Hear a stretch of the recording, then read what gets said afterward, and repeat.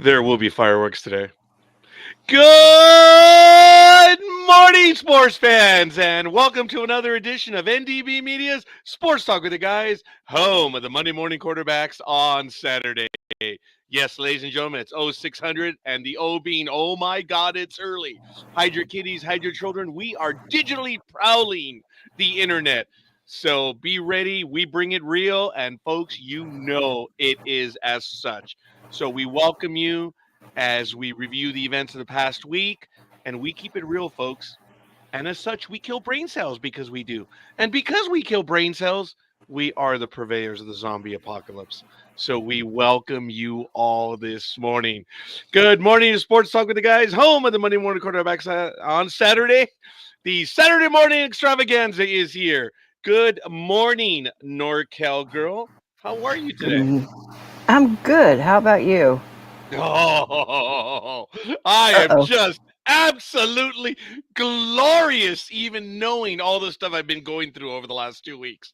You know, it ah, a weight is being taken from me, and I just can't wait. I even wait with El Cucuys, the San Oh, Bernardino team, their alternate jerseys, which is really cool. I want to give a shout out to Gridiron Girl. I understand you may not be joining us today. You have a personal engagement, but if you are able to join us, we'll see you in the chat room. But let's get this going as we normally do. Let's go around the horn as we do early this morning. And let me do a quick refresh because I've had this open for about 2.5 hours. Not that I've been here for 2.5 hours, but it's been open for 2.5 hours. It's 61 degrees. It's going to get to a high of 86 and overnight no 56. So it's going to be lower or cooler tomorrow than it is right now at the same time. Very interesting. Humidity is 57%. Pressure is rising at 30.03 inches. It's not the only thing, but hey, it is what it is. Visibility is at 9 miles. Sunrise is at 6:54, about 50 minutes away. Sunset 6:19 p.m. Wind is heading to the southwest at 1 mile per hour. The dew point is 46 degrees, UV index 0 of 11, and the moon phase is a waxing gibbous. Up there in NoCal, what is the world like for you, young lady? 57 degrees at the moment, and later on tonight we're in for actually high wind warnings. They said they're going to Ooh, come in about 6 o'clock tonight. So interesting. with it still being as hot as it was all this last week, we're still having fire danger. So All right. Fair enough. Oh, there goes my air freshener. I have to have that air freshener going off every 39 minutes now because of that little interloper. But hey, it is what it is. Good morning, one and all. Taking a look at history today in 1916 in the Baseball World Series, the Boston Red Sox beat the Brooklyn Robins 4-1 at Braves Field to clinch the series 4-1 and retain the title. Back in 1948, Casey Stengel takes over as the Yankee manager. Of course, he's in the Baseball Hall of Fame. Back in 1975, American Jacqueline Hansen runs a woman's world record marathon in 2 hours 38 minutes 19 seconds in the Nike OTC marathon in Eugene, Oregon. And finally, I remember this. I'll have two more. Finally, in or two more in 1982, I'm stuttering again. The Milwaukee Brewer Paul Molitor gets a World Series record 5 hits on this day, and in 1989, Dallas running back Herschel Walker. He's traded from Cowboys to Minnesota Vikings for 5 players and 6 future draft picks, including stars Emmett Smith, Russell Maryland, Kevin Smith, and Darren Woodson. Woo! That was a big deal today. Taking a look in National Rugby League, of course, the Telstra Premiership is over. The women's and men's internationals are going on, as well as the Pacific Championships. Next week, we'll go into a little bit more detail as we enter the additional rounds there. In the AVP league rankings, after week 4, not one, not two, not three, but 4, the New York Nitro are 7-1. Miami Mayhem at 5-3, tied with the Austin Aces and the Dallas Dream. Taking a look at the LPGA, they are overseas today. I believe they're in China. Forgive me if I got that wrong. Mao Saugo of Japan and this is live, so these have already been updated as of 2 minutes ago. Mao Seigo of Japan is minus 18 and 198 strokes. I believe they're already in round four. Ronin Yin of China is minus 17, 199. And coming in at third, Sei Young Kim at minus 15. In the men, we have the juniors, I believe, the National Car Rental PGA Junior League Championship going on from October 11th to the 13th at Frisco, Texas, going on at the Black Desert Championship, Irvins, Utah, October 10th to the 13th. Right now, Steven Yager is a minus 14, 128. And tied for second is Adam Svensson and Ben Coles, minus 13 and 129. At the SAS Championship, PGA Tour of Champions, Cary, North Carolina, October 11th through the 13th. Billy Andrade is minus 7 and 65. Padraig Harrington is minus 6 and 66. And tied for third is Jerry Kelly and Matt Gogol at minus 5 and 67. As you know, IndyCar is done. They open up next year in St. Petersburg on March 2nd. And there's news of a new track joining IndyCar in 2026. We'll get to that maybe. NHRA Championship Drag Racing. Hashtag Fall Nats, Dallas, Texas, October 9th to the 13th. That's going on right now. Formula One, as you know, their next event is going to be the United States Formula One Pirelli Grand Prix, October 18th through the 20th. And then Mexico, October 25th to the 27th. And then Brazil, November 1st through the 3rd. NASCAR, we're going to go to the standings for NASCAR. William Byron is in first, Cristobal is second, Kyle Larson third, Denley Hamlin fourth, and Alex Bowman fifth. Major League Baseball, congratulations to the New York Mets for beating the Phillies 3-1. Congratulations to the Los Angeles Dodgers for edging out the Padres 3-2. They took the last game by a lot. Wow, 2-0. Yes. The game before was a blowout. Was it 8-0 or 10-0? Something like that. It was significant. The Dodgers were down 2-1. They got everything together and took it in San Diego the fourth game and came home and won it 2-0. Yamamoto over the former Dodger. I think Darvish is his name. Hugh? Is it Hugh Darvish, I believe? Yeah, well, anyway.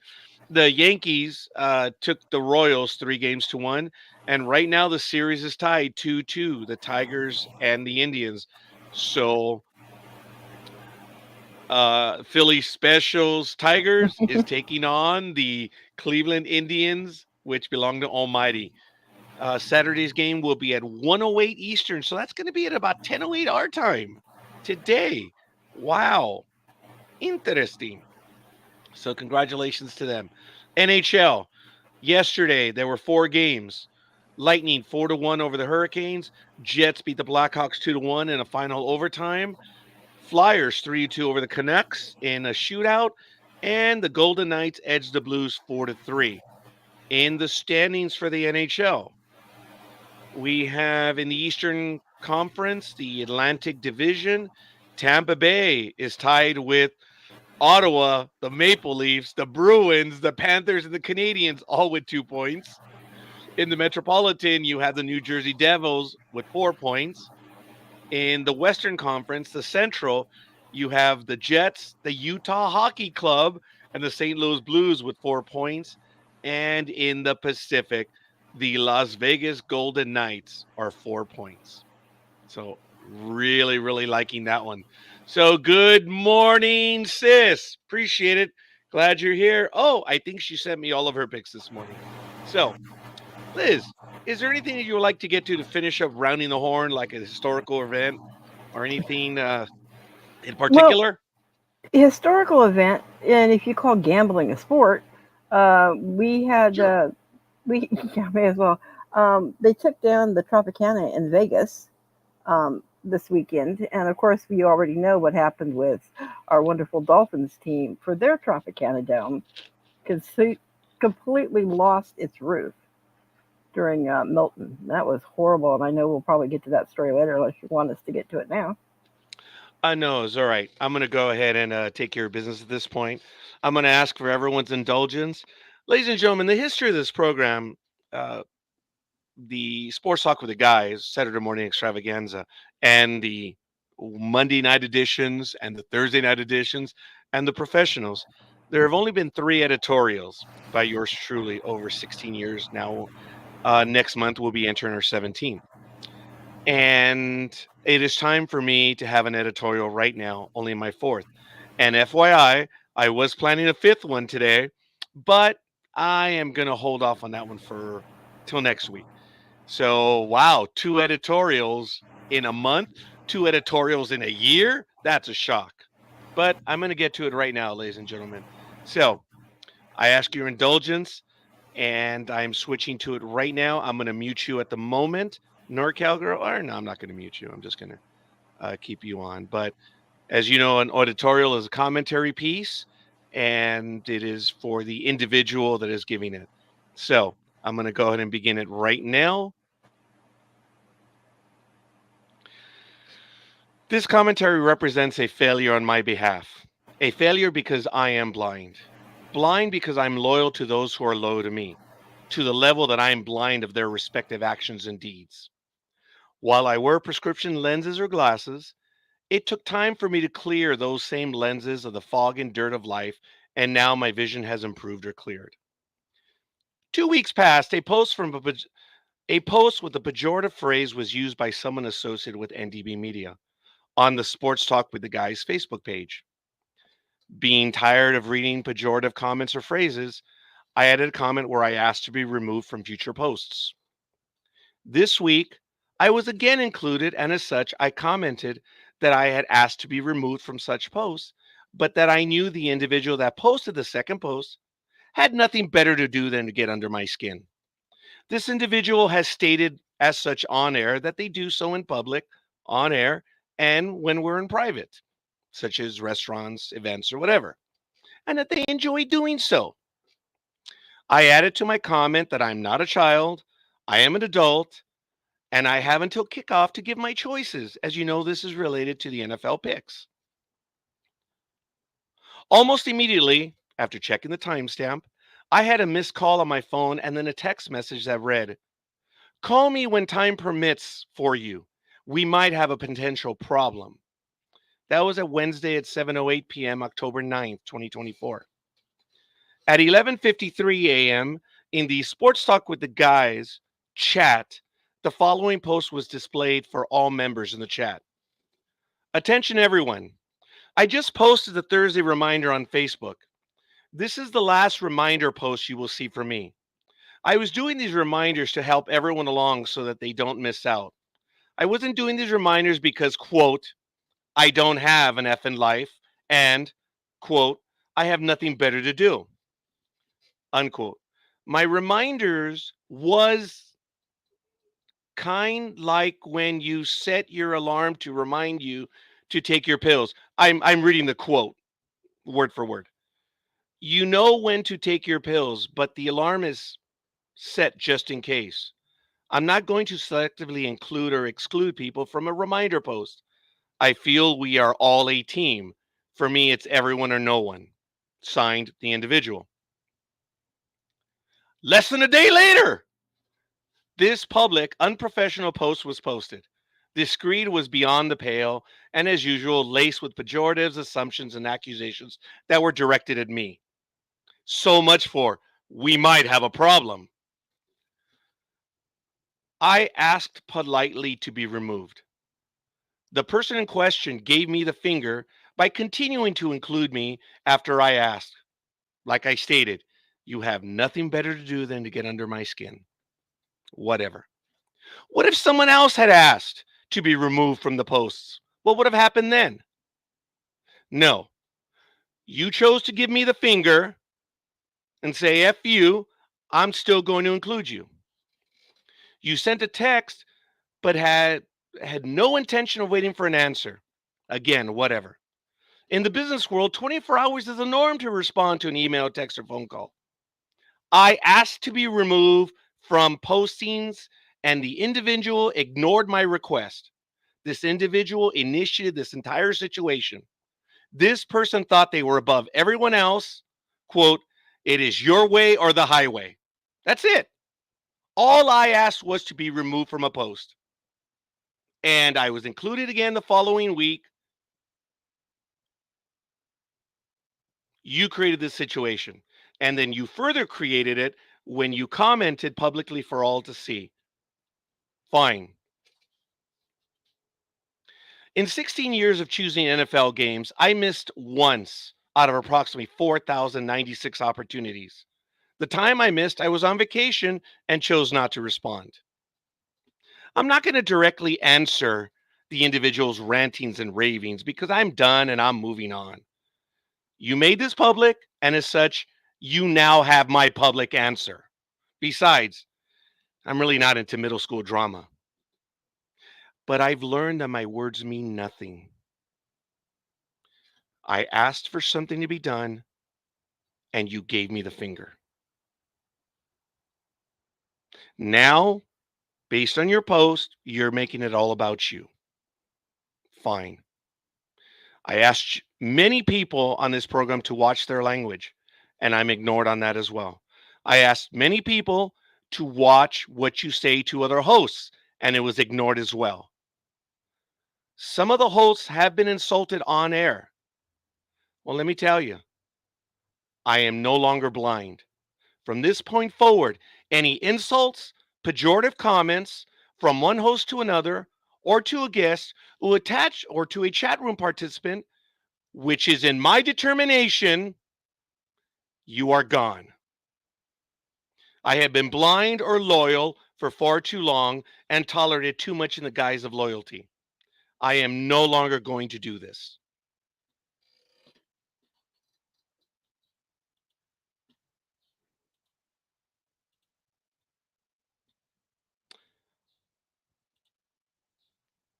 I suppose we will go ahead and resume our regular programming.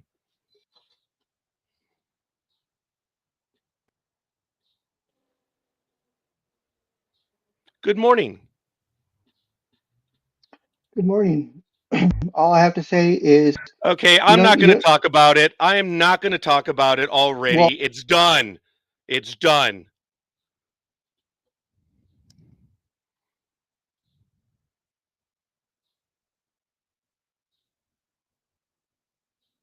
So I figured this was going to happen, ladies and gentlemen. So we're just going to go ahead and continue with the program. Again, I'm sorry. This is internal stuff that went. And look, it's just going to happen that we're just going to have that going on. We're going to move on. I have already given my comments. I'm not going to go any further into this. So that's going to be it. Liz, if you have something that you would like to get to, we will go ahead and get to that. are you Otherwise, kicking me off the show? I'm not kicking you off the show. I'm not going You, to take you, a response you from you. I'm not going to take and a I wasn't response from going you. to respond. Okay, fine. I won't respond then.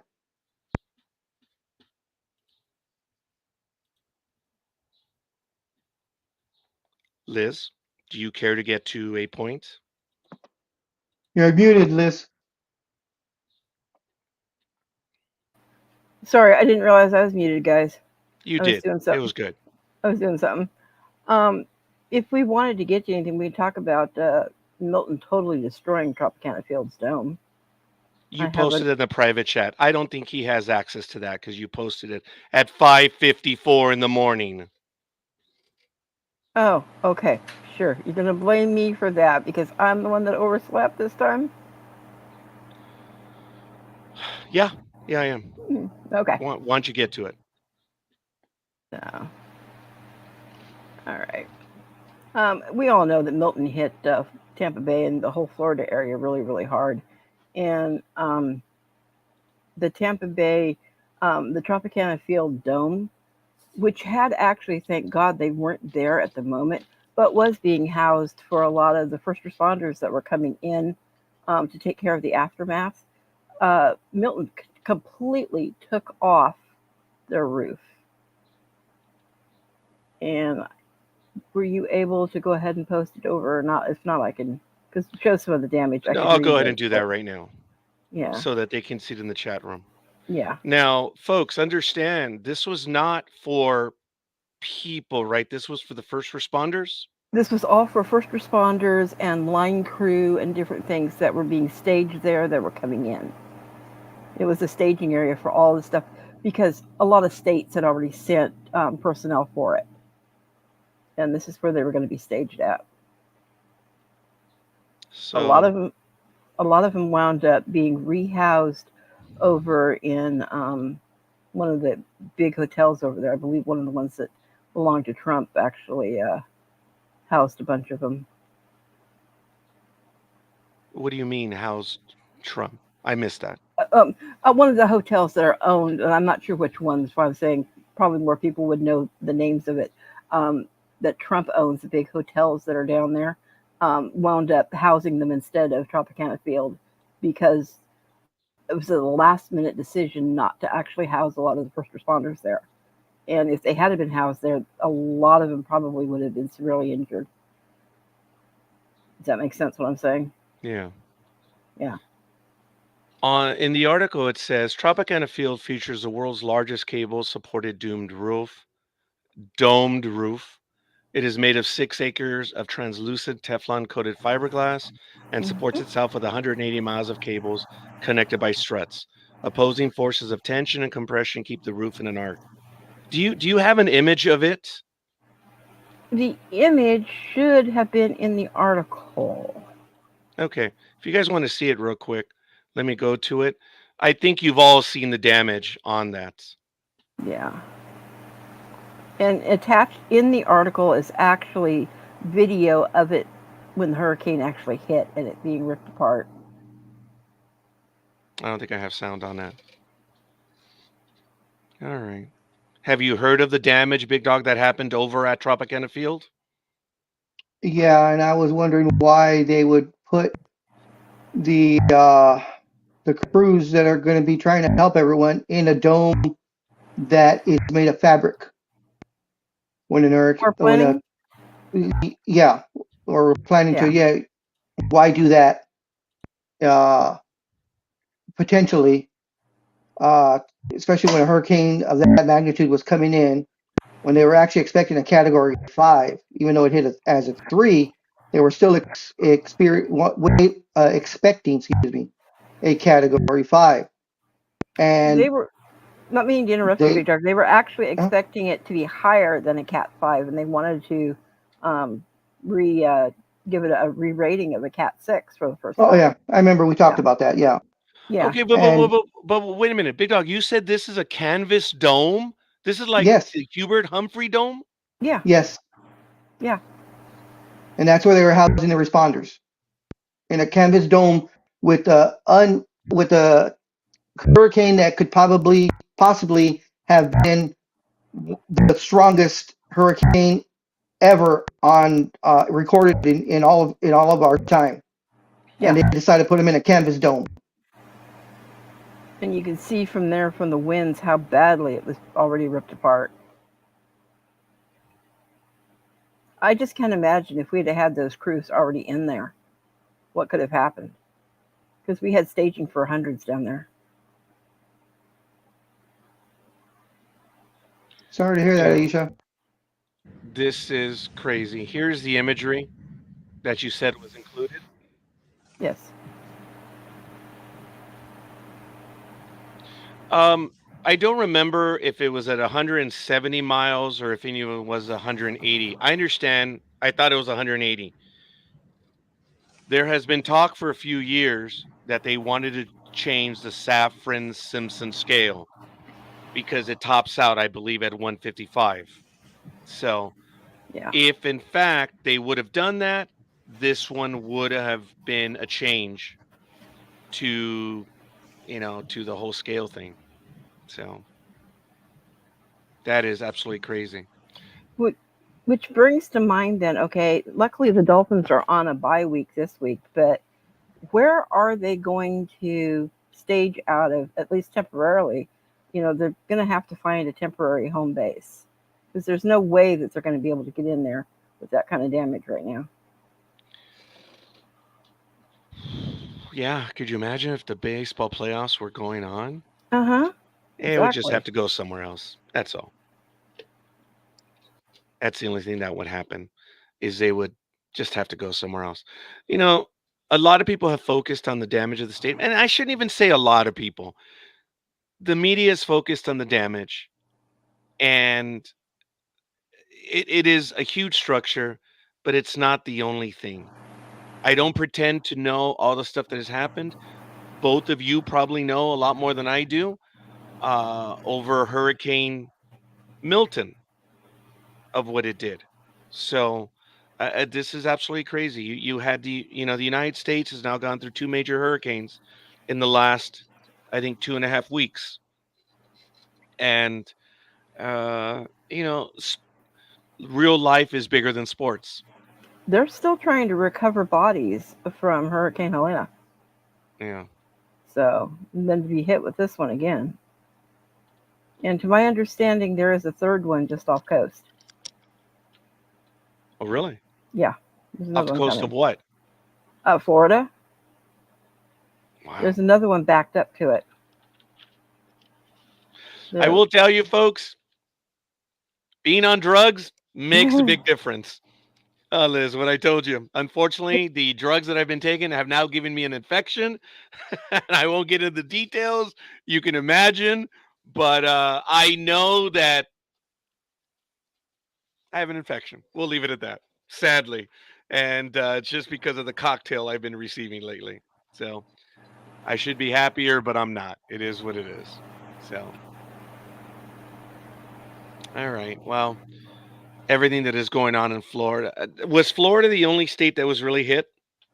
To my understanding, yes, but I really haven't paid that much attention. I have friends that live in Tennessee and in South Carolina, and they're fine, and Louisiana is fine. Um, it was mostly all of my friends and family that are in Florida that I was worried about. So they're all Do you, okay. do you have family in Florida, Big Dog? Nope. Nor do I. So, and if Sports Sister does not appear, I did check on her, and she is fine. That's She good. doesn't appear today, so. I messed up, didn't I? By saying I didn't know anyone in Florida. I Well, you definitely asked messed if you had up. family, not if you knew Yeah. anyone. I know a lot of people in Florida, but not family. It's, yeah. It's early. Whatever. I've got yeah. It's all messed up too. I had 2 times 7 a.m. and 7 p.m. and now it's my times are all over the place and it's just a mess right now. So all right, well, fair enough. All right. Did you guys want to comment about the baseball playoff races? We just commented about them shortly. Did you want to get into them, Big Dog? Just to say congratulations to the Dodgers, Yankees, and Mets, and then we'll see today if it's Detroit, which I know Philly's hoping it is, or the Guardians, or actually the Indians, excuse me. Which is Almighty. Hmm. That's his team. So it's going to be at at 10:08 a.m. Pacific time this morning. So it'll be good. Uh, we'll see. Game 5, all or nothing. Uh, I was receiving a lot of comments from Gridiron Girl yesterday. I thought it was rather amusing. Poor thing. She was stressed out over her team, but they were always winning. So I didn't understand what was going on. But congratulations to her team. I know she's very happy. And as I mentioned, Gridiron Girl may not be joining us today only because she has a prior commitment. So, oh, I did promise to mention this to her. She stopped by, she gave me a gift, and it's a basic, fun little TV. And all it has is Star Trek on every channel, which I think is really funny. That is cute. And it has a remote control that actually works. It's kind of funny. So you can change the channel. It's like an old TV. It's kind of neat. It has scenes from about 15 different episodes. It's really kind of cool. That's really cute, Okay, that's actually. one. And there's another channel, City on the Edge of Forever. It's kind of neat. Kind of cool what it has. A few little things. So then you get the TV sign off thing. It was cool. So She I thank you, she Gridiron Girl. she was getting the TV as a little something for your little friend to watch. Your friend and the cats. They can all Wait, sit wait, there and wait. watch TV. Well, hold on a minute. Money well spent. Otani did nothing. What do you Nothing? mean he did nothing? Huh? Yeah, You I mean like in the last game he did nothing? Didn't he? Well, okay, I don't know what he did in the series. Do you guys know what he did in the series? I don't know. If I'm not mistaken, I believe he batted 267. Um, I forgot what the rest of the other stuff was. Okay. The last couple of games, he hasn't been doing that well, or hasn't been doing much. Let's put it that way. Scorekeeper's minimum is 270, so he's almost right there.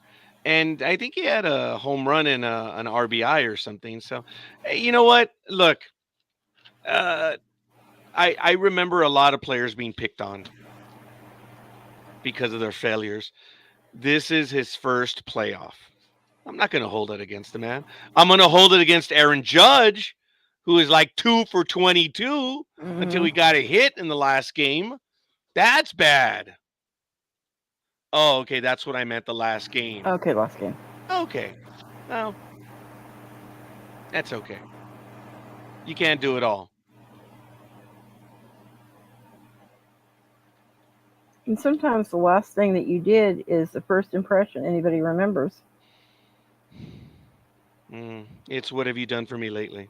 Mm-hmm. Well, we did baseball. We did a little bit of hockey.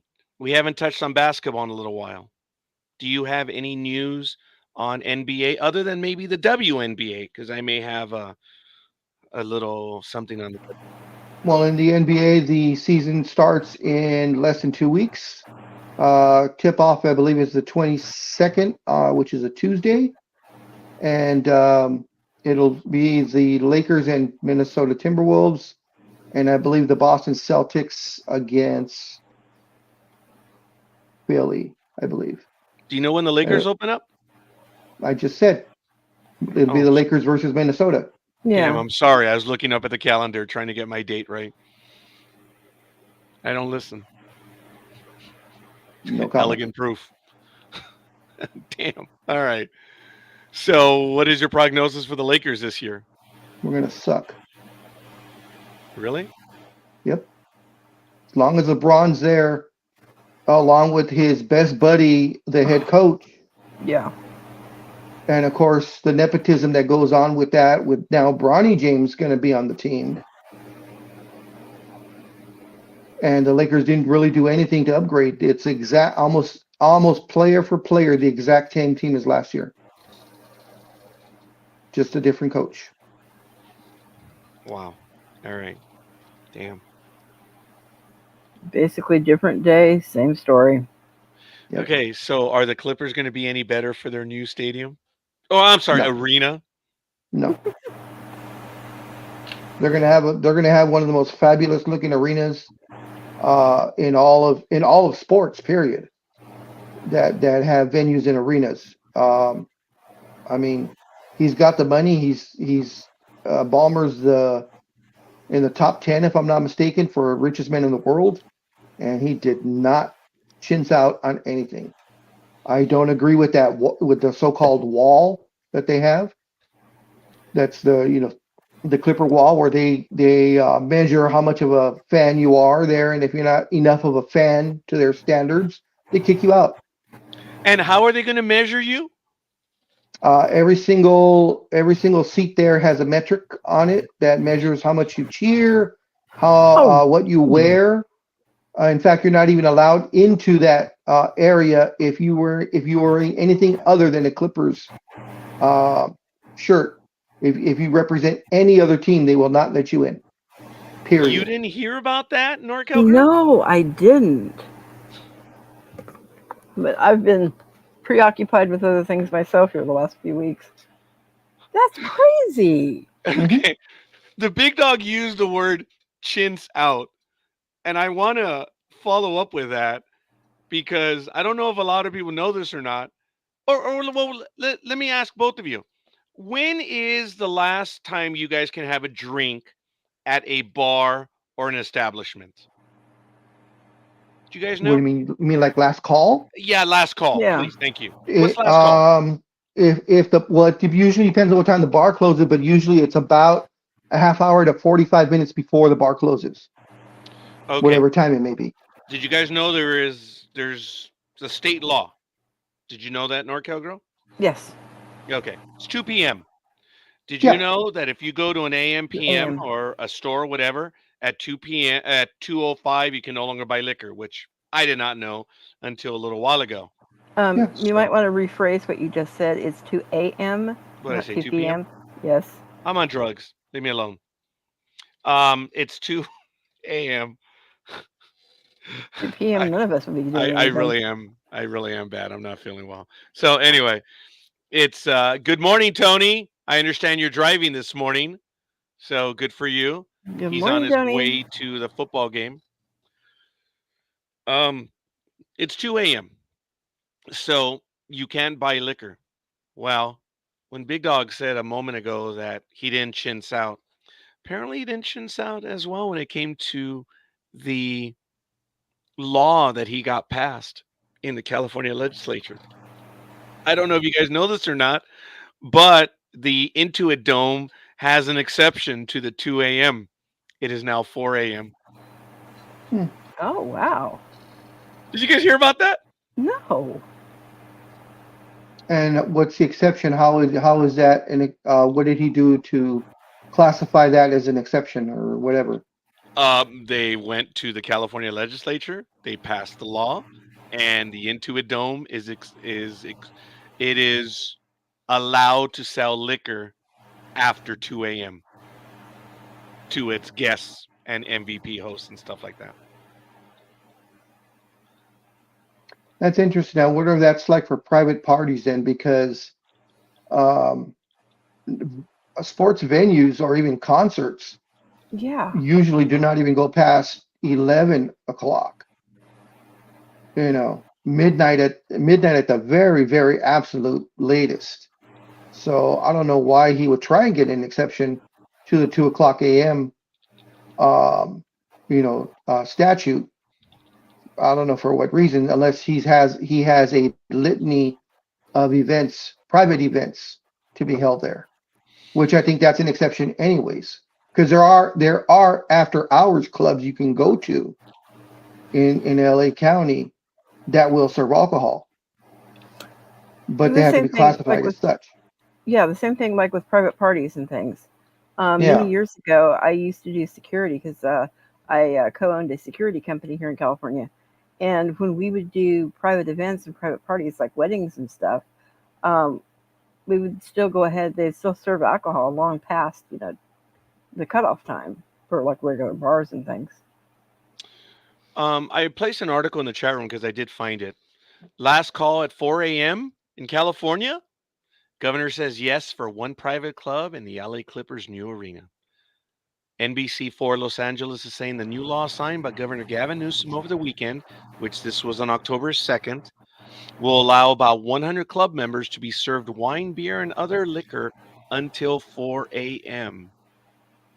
So the last call for drinks is 2 a.m. in California, but the state will soon carve out an exception to allow alcohol to be served until 4 a.m.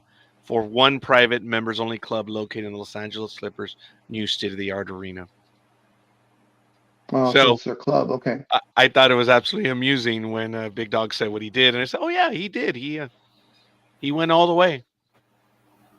So, Well, like I said, he's got enough money, so yep, yeah. After our bars do not serve liquor.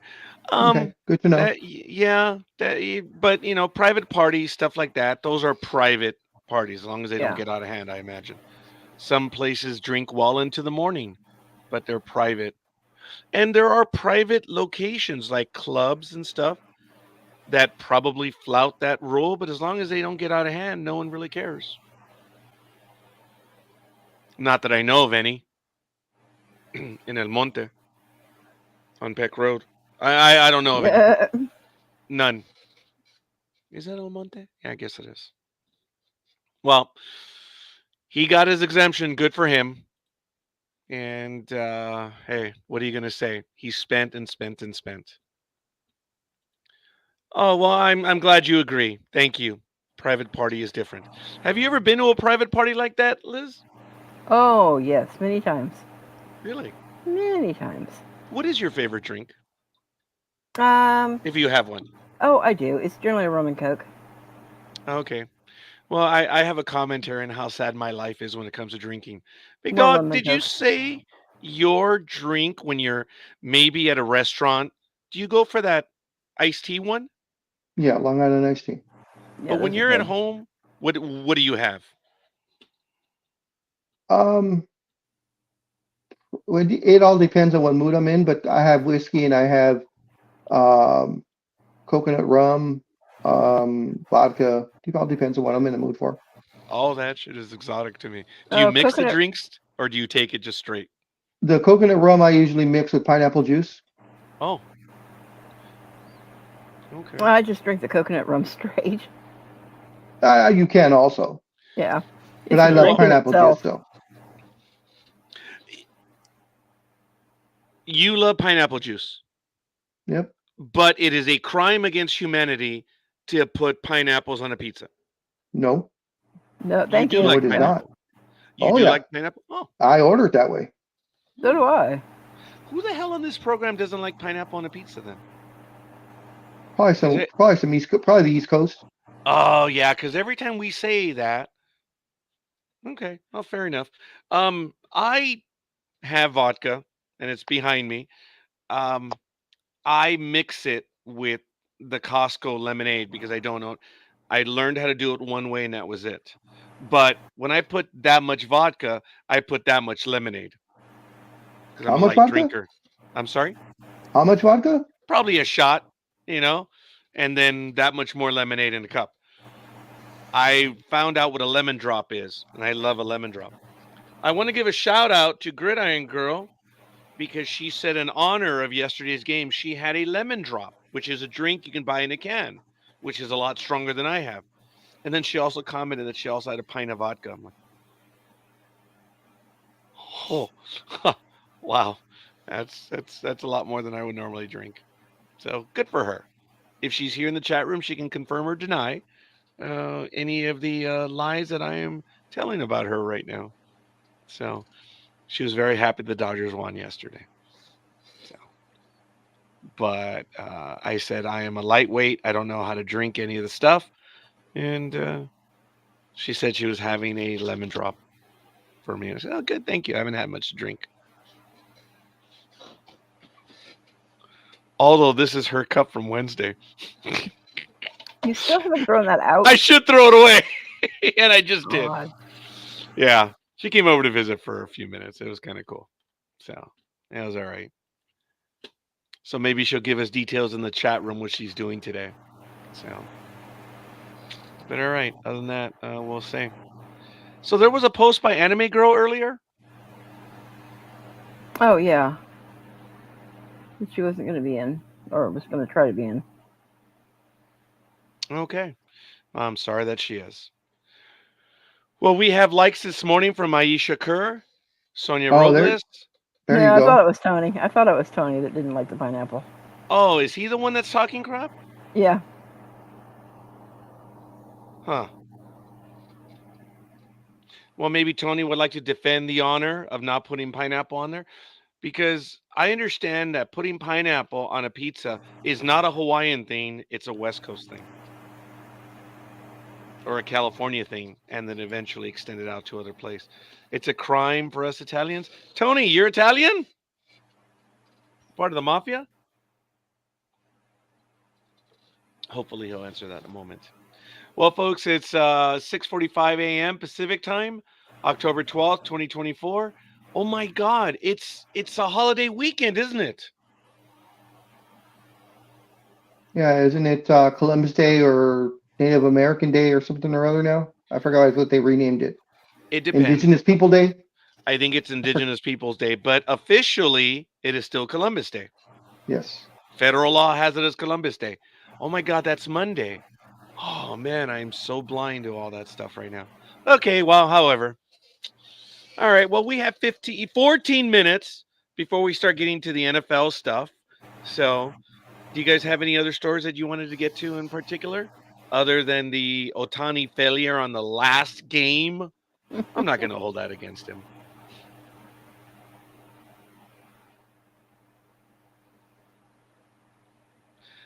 He says his mom is 100% Italian. Okay. I guess I'm assuming you are as well. Did you guys want to get to anything in particular? Do you have any stories? I can't think of any at the moment. I was running late to grab stuff. I know there's more there. All right. Um, the WNBA is having issues with their league right now, and the attendance dropped off a cliff after the Indiana Fever were eliminated. As you know or don't know, uh, Caitlin Clark is on the Indiana Fever. She set scoring records, assist records, and she was the first rookie ever to score uh, several triple doubles. I think it was two of them in the season. The only triple And doubles ever.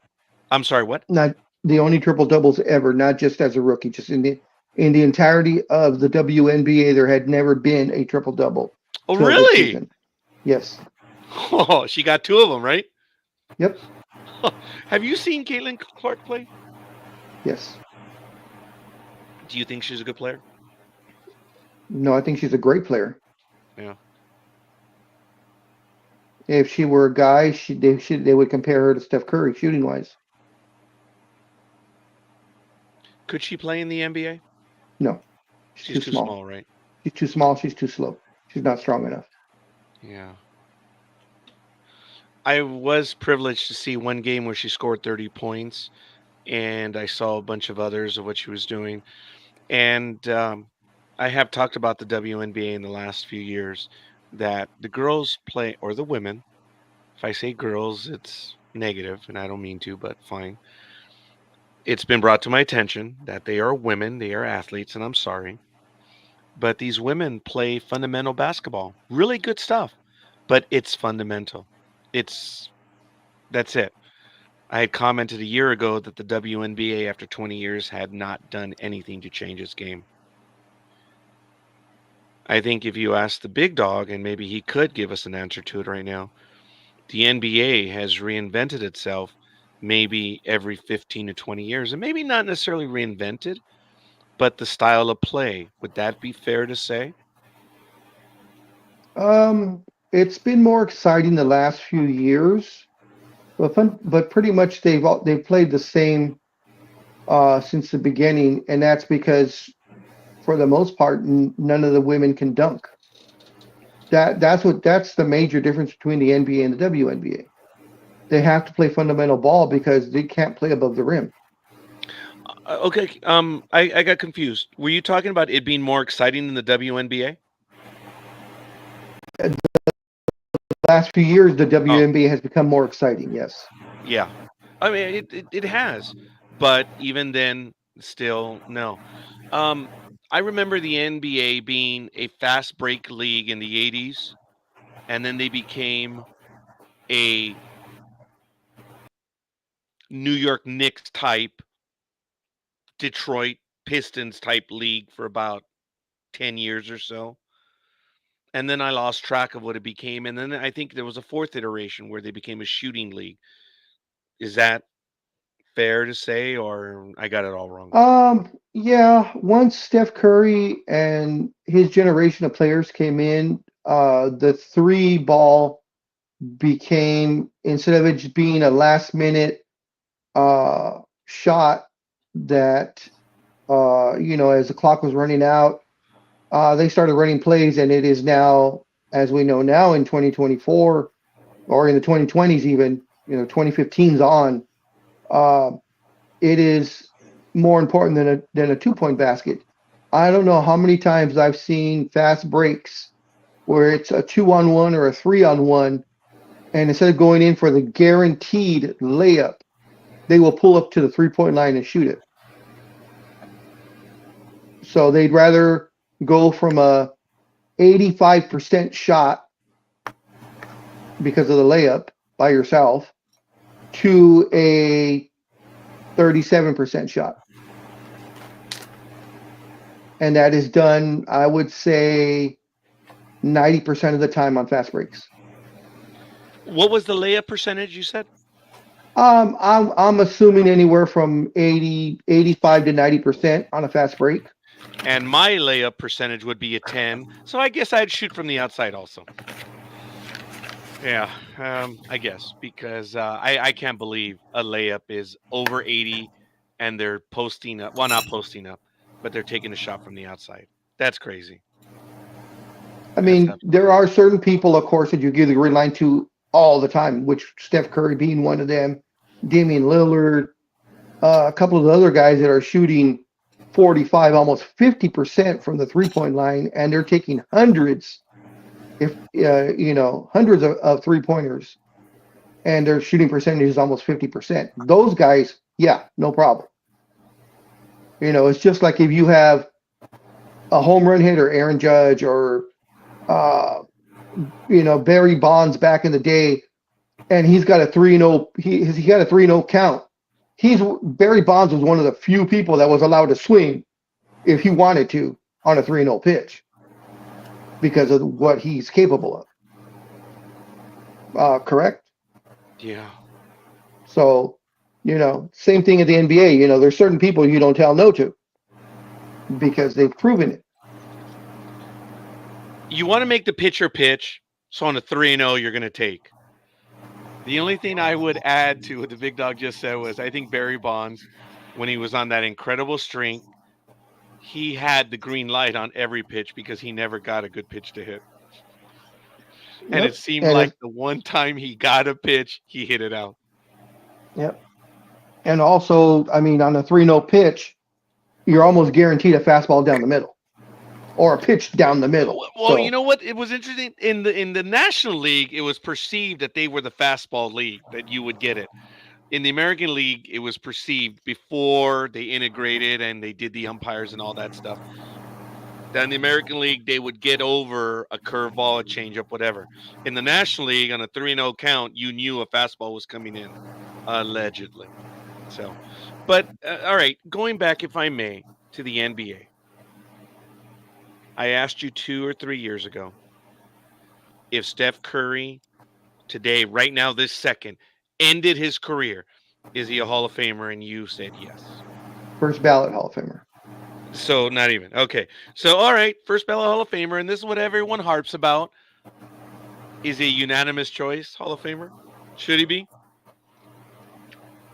If you take his career as a whole, I would say yes. I mean, Okay. he's going to be pretty damn. It's going to be pretty damn surprising if it's not unanimous. I know it's only happened a few times, but he's one of those guys. He's always conducted himself extremely well off the court. There's never been any off the court problems with him. He always gives a Yes, good there has. interview. He's engaging. Dude, I Uh, can't believe you've missed that. There have always been issues with him. Off the court, Yeah, his daughter in the interviews. anyways, and his career has spoken for itself. I mean, he has the 4 rings. Um, he led the super team for all those years till finally last year before they finally had the decline. Um, and he's one of the few people in NBA history that you can say he changed the game because of Steph Curry. The 3-pointer is not just a portion of the game; it is a main part of the game now. Okay. Everybody wants to shoot a 3. The reason why I'm asking about him is who is the best player in the NBA right now? It certainly is not LeBron. Um, Is it Steph Curry? no, no. Steph's on the decline now. Um, Actually, it's kind of open. I mean, I would say the 2010s, LeBron was probably the best player. But towards the end of that decade, Kevin Durant started coming into his own. But I really don't see a number one. Probably, I mean, if you had to pin me down and say best player, I might have to go with Jokic. Oh, okay. Yeah, it's an unpopular person because of the name, but I mean, name me a guy that can go out there and consistently post you up, shoot from the three, has a mid-range shot, throws out. I think he averages 6 or 7 assists for a 7-footer. So he's probably the best all-around player out there right now. I mean, and Luka Doncic. It's funny that they're European players that are the best. Slow as hell, perceivably so. But, Norcal Girl, who's your favorite player I really don't have any at the moment, honestly. in the NBA? Really, you don't? Yeah, no. So, My favorite player died in the 80s. He didn't die, but he played in the 80s.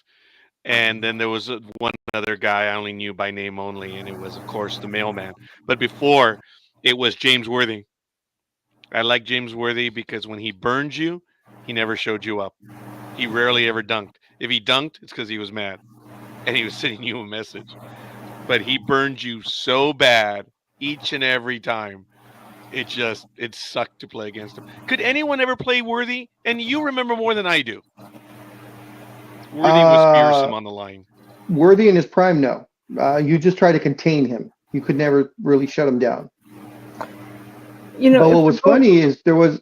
I'm sorry. Go ahead. Oh, I was going to say I didn't fully think about going back through history, and I was thinking more current because I don't have anybody current. You go back through history, there's a ton. I could name 5 right off the bat, but okay, here we go. All right. Uh-huh. Michael Jordan. Okay.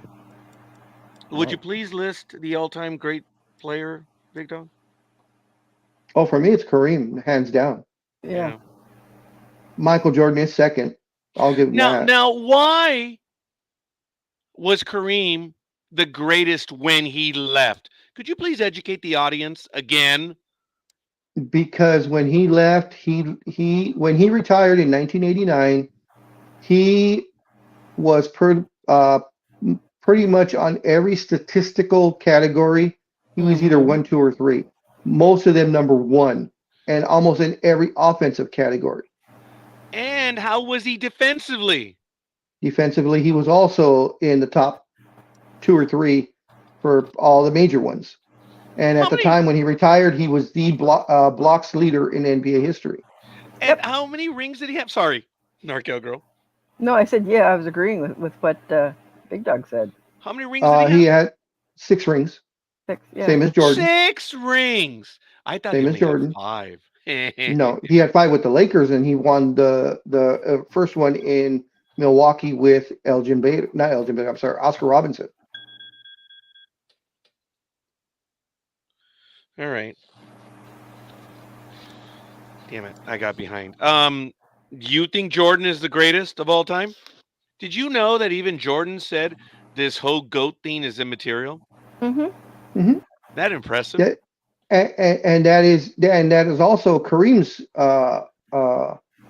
When asked that question, that's also what he says. The only one that had ever talked about the GOAT being the GOAT is LeBron James. Yes, and he has self-proclaimed himself as such. So for me, just proclaiming that you're the best makes you not the best. Exactly. Well, we all If know you have to go LeBron- out and call yourself the best, you're not the best. Nope. Just like the nicknames. No one named Jordan did not name himself Air Jordan. No one named Kareem's cat. Those were given to him. No one named Irvin Johnson. No one named him. He didn't name himself Magic. That was a reporter. Of all the greatest players out there, the hick from French Lick, Larry Bird. He didn't name himself that. I'm sorry. I Bird- forgot He about didn't that name. one. Bird is He only didn't name number himself. one. He didn't name himself that. That wasn't his name. No. What was that Someone again, named him that. please? The hick from French Lick, because he's My from God, French I Lick, forgot Indiana. about that one. You know why? Because hick has become, there's a negative connotation. I can't believe it. Oh my God. He was named that. I had forgotten Mhm. about that. hmm Lukey says Uh, he's just my favorite. That's all. yeah, and that's fine. Everybody has their favorite. But LeBron is also the only gentleman, other than calling himself the greatest player of all time. He is also pretty much the only player that named his own nickname, the King. He named himself that. No one named him that. He did. That's because he's self-entitled. He's Oh yeah, arrogant. yep. He's full of And all you the know people that what. back him saying that he's the best player ever, all over their, they keep, Yeah. oh well, look what he did. He opened a school and he sent people on, to college, and he's done this, and I'm like, okay, that's Yes. off, And that's off the court. What does that have to do with on the court? That's great for him. I go, but he does it publicly. I go, can you tell me that Michael Jordan, Kareem, Magic, Patrick Ewing, Charles Barkley, Shaquille O'Neal, you tell me that they don't do that kind of stuff? They just don't make it public. exactly. We catch. You hear years later all these people that Shaq has helped out, Mm-hmm. and he's extremely humble about it. They'll come out after him and say, "Oh, back in 2015, you helped this family that were on the street, and you bought them a house. Is that true?" He's like, "Yeah, that's true," and that's it. That's it. Yeah, that's true. Remember when he bought the LAPD cars that were blown up, hmm or not Oh Yes. blown yeah, up, but well, yeah, they were blown up by the fans. yeah, Mm-hmm. because of the I riots. Yeah, Yeah, that was, and that and it didn't was come out till later, and he did not make a big thing about it. That's just it. LeBron is all about the media. That's one of the reasons why I don't like him. I will tolerate him because he's wearing the purple and gold, but other than that, no. I so wish that he would not have signed that 2-year extension. I so wish that they would have traded him. Um, so on and so forth. We play better when he's hurt, when he's out of the game. Because not all the attention is focused on him anymore. It's throughout the rest of the team. Yeah, he is. I'll put it nicely. He is ball dominant what? whenever Yeah, he's in he the is. game. What? He He's is what? definitely Ball dominant, ball dominant. Meaning He he's a ball takes hog. possession. meaning he has to have the ball in his hands at all times. And you said Yeah. If you LeBron, right? Yes, if you watch Yeah. any Laker game where LeBron is playing and LeBron gets the ball, it stays with him and he dribbles at the top of the key till there's about 5 seconds left on the clock, and then decides to initiate the offense. So now instead of everything spread out, you guys have your play to run. Now you're scrambling around like a chicken without a head because you only have 3 to 4 seconds to shoot. The biggest gripe, and forgive me, this is me remembering, the biggest gripe against Kobe was for the longest time that he was a ball hog. hmm And in the last few years of his career, and it was more than 5, he passed the ball around a lot. And the Lakers did well when he did that. But he did that at the end of his career. Is that an exaggeration or did I get that wrong? No, he was a ball hog, and he really didn't start distributing the ball till towards the end when his injuries started to become more and more frequent. So So, all right, fair enough. Folks, I do want to say that Aisha had commented right now. There's no such thing as a goat because there's always someone better coming up behind. Here on Sports Talk with the sooner guys, or later, yeah. Here on Sports Talk with the guys, we only have in the 16, as I said, in November, 17 years. In the 16 years that we've been on, we have only mentioned it was Big Dog and Cuervo that had discussion on why their respected players were the greatest of all time. And yours truly, when he won six NFL championships, I posted on Facebook and it was really to shut everyone up. That's all I did it. That's the only reason why I did it. I declared Tom Brady the greatest of all time in the NFL on his sixth. What'd he do? He won another one right thereafter. That's the only time that I declared a GOAT. Big Dog and Cuervo had a conversation right here in front of me. Very, very interesting conversation. And it really was a discussion on who was the greatest of all time in basketball. That's it. The only time we've ever mentioned it. Haven't talked baseball, haven't talked hockey, soccer, curling, or highlight. Because we all have our different opinions on the greatest of all time. It's not something that we're going to waste our time on. Part of it is true what Aisha says, but the other thing is we grew up with the players that we grew up with. We saw them play. And then we see these other players that come after. They're never going to match what we saw play. Would you take the shooter right now from Golden State, or will you still take Kareem Abdul-Jabbar? As far as what? Just on one-on-one, which is impossible because you have a guard right against a center. Yeah, that's actually lame. You can't even do that. If I took Steph Curry in his prime and Kareem in his prime, I would take Kareem all the time. So still. All right. Because Kareem is 7'2". There's no way Curry's gonna be able to guard him. All Steph has to do is miss one shot. Yep. And Kareem get the rebound, and it's over with because Kareem will not give the ball back up. All he'll do is back Steph down the whole time. And you know that was stupid on my part. It's nothing against Steph.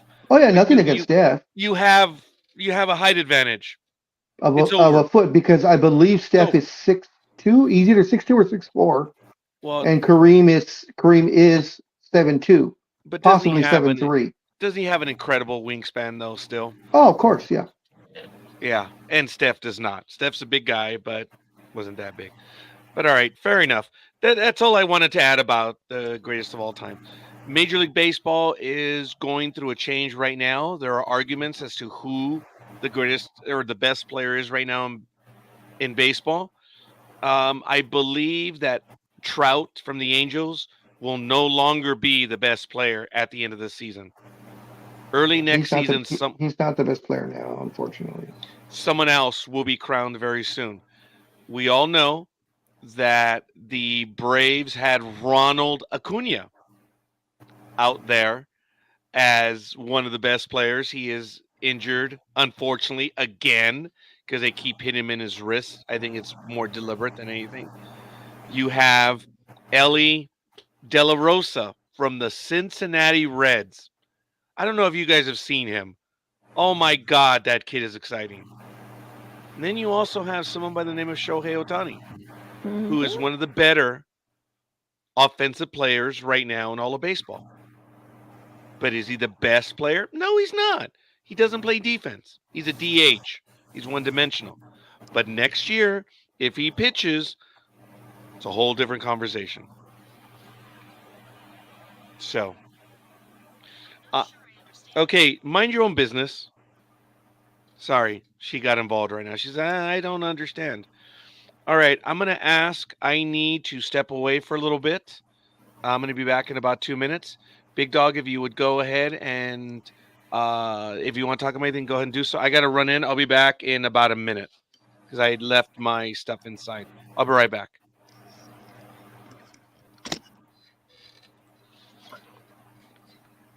Big Dog, did you hear the whole debacle with Aaron Rodgers and how he's absolutely resenting the fact that people are saying with the rumors that he had a hand in Shaw's firing? Yeah, because they played in a previous interview. They said something about if you had the power to fire your coach, would you? And he said yes. Yeah. I don't think just because he commented on that, he really had a hand in it. That comes from higher up than just Rodgers. You know. Yeah, but they do I'm pretty sure if the guy they're paying, $45 million says, I don't like this guy. But true. So, But I think it has a lot more to do with, how many wins have they had? How has the coaching been with it versus just what Roger says. just to let you know, Liz, I'm going to be jumping off pretty soon. I figured you would be. Mhm. I figured you would be. Not being allowed to talk, I'm not going to, nope. You do what you need to do. Yep. And for Oh. anybody out there listening that heard the editorial earlier, it was me he's talking about. And I did not do it as a middle finger. That didn't even enter my mind. Not one iota. I was truly just trying to remind people to get their picks in. No malice or anything on anyone, because that was not my intention. I want everyone to have fun. I want everybody to have a chance. That's all it was. Now, he took it different, and the reason why I answered the way I did, because of what he said. So, I do have an article I just wanted to get to real quick. I know we're already running late, Oh no, go. but Trevor Bauer is suing his accuser as she broke their settlement terms. Trevor Bauer, the former Los Angeles Dodger and Cy Young Award winner, whose career was upended by sexual assault allegations, is reportedly suing his accuser for violating their settlement agreement. According to TMZ, on Friday, so this was yesterday, the 33-year-old LA native filed the suit this week against accuser Lindsey Hill. Bauer was placed, of course, on administrative leave by Major League Baseball in July of 2021 and later suspended for an unprecedented amount of 324 games after Hill created a selfie video detailing her allegations against the star pitcher. In that video, Hill said Bauer violently raped her in his Pasadena home earlier that year. She alleged Bauer choked her into unconsciousness and forced her to have sex during 2 encounters. Bauer countered, claiming that they engaged in consensual rough sex following guidelines that were previously agreed upon. The pair filed dueling suits, which were settled in October of last year. Bauer did not face criminal charges. Says Bauer is now claiming that Hill violated the terms of their settlement by speaking out on social media and making a podcast appearance.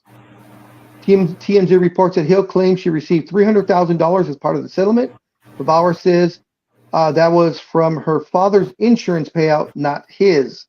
In a new suit, Bauer is seeking $220,000 in liquidated damages and attorney fees, $10,000 per alleged breach. Bauer has maintained and denied all wrongdoings. In a separate case, prosecutors in Arizona filed felony charges against a woman accused former Dodger pitcher Bauer of assault. And it says that the charges came after a grand jury in Maricopa County handed down an indictment against Darcy Adana S. All right, Raj. ESEMONU. ESEMO. MNU on account of fraud and 1 count of theft by extortion. It could be SMU. Okay. Well, the end's in there. Yeah. Nanu? ESEMNU, right? MONU. MO. Oh, Esmono. SM, I'm sorry. oh, okay. It could be Esemono. I don't. It could. Oh, actually, it could be like the name Pani Agua literally means bread and water. Esemono. It could be that doll. That it could be Esemono. Yeah. Ooh, wow. Okay. Well, so Bauer's suing her for breaking their NDA, I would assume. So. And how much is he suing her for? $200,000. $220,000. So that would say she breached or she violated the agreement 22 times because evidently it was a $10,000 fine every time she talked about what she talked about. Kind of like the Stormy Daniels thing when she talked Yeah. about It was a $1 Trump. million fine if she. Yeah. So with it being $220,000, he said it was 10,000 per violation. So that would come out to 22 violations. Jesus. And if the agreement was there, I don't see how he's going to be losing the case. Yeah. No, I doubt she has that much money anyway. I like the way they phrased it though. $220,000 in liquidated assets. Yeah. Yeah, they're gonna sell off whatever property she has. It'll take a while for it to get there. Um, but if they already have an agreement, this is pretty quick. It's not gonna take very long. I just don't think she has the money for that. Knowing the individual and what we know about her, I don't think she has the means. But doesn't matter. You Well, I know, mean, it's a, she had the $330,000 payout already. Don't forget. So she's just going to be paying him back. Essentially, well, he says it's from the father's insurance. That part I don't understand. Why it would be the father's insurance? I don't know whose Yeah. father, her father, his father. I don't know. That's the only thing that's stuck in there. There was no link to why it would be that, but I'm gonna have to delve more into that as far as the father paying it out instead of Bauer, unless the father is his agent or something. Could be. I don't know. that's bad. Do you think he'll be back? Especially since he just won the MVP of the Mexican League. He should be back already. See, but folks, I am more sympathetic to him now than I ever was in my life. He's The a guy is douchebag. a jerk. The guy is into himself. It is. He is not a friendly guy to deal with, but he's great with his fans. I mean, he is phenomenal with his fans. But when you listen to him in interviews, and I've heard, okay, I don't want to relitigate this stuff. The guy's a jerk. He engaged Major League Baseball where he took on the commissioner, which you shouldn't do, and he did. And I'm not going to say that there's a written policy now to hire him, but He's been blackballed. he's been Yeah. blackballed. And this guy Bauer would be the perfect American story. Folks, I know I'm a romantic when it comes to it, but when you look at American history, and I mean not only in the entertainment, in the athletic, in the political, American heroes are wounded. And then they come back. That's the American They're the story. That come back. underdogs. Yeah. He's overqualified. And not all of our heroes were good guys either. Not all of them were well liked. That's what frustrates me is he qualifies under everything to be given a second shot. Who was the Hall of Famer that was a racist and was a Georgia Peach? Wasn't it him? Ooh, I'm glad you brought that up. I always forget his name. Isn't that who it is? The Georgia Peach? It's interesting because someone wrote an article about the alleged racism. Mm-hmm. In the movie where, yes, oh my God, I can't remember his name right now. Honus? No. No. I'll get it right now. Wasn't Rogers Hornsby either. No. It was the Georgia Peach. It was, yes, one of the best players in the history of baseball. Someone pointed out that today they consider him racist. But when you look at the history and you look up his name and the word racist, it shows Ty Cobb. Oh God, yes, sorry. Okay, what do you know of Ty Cobb? That racist pig, right? Yeah.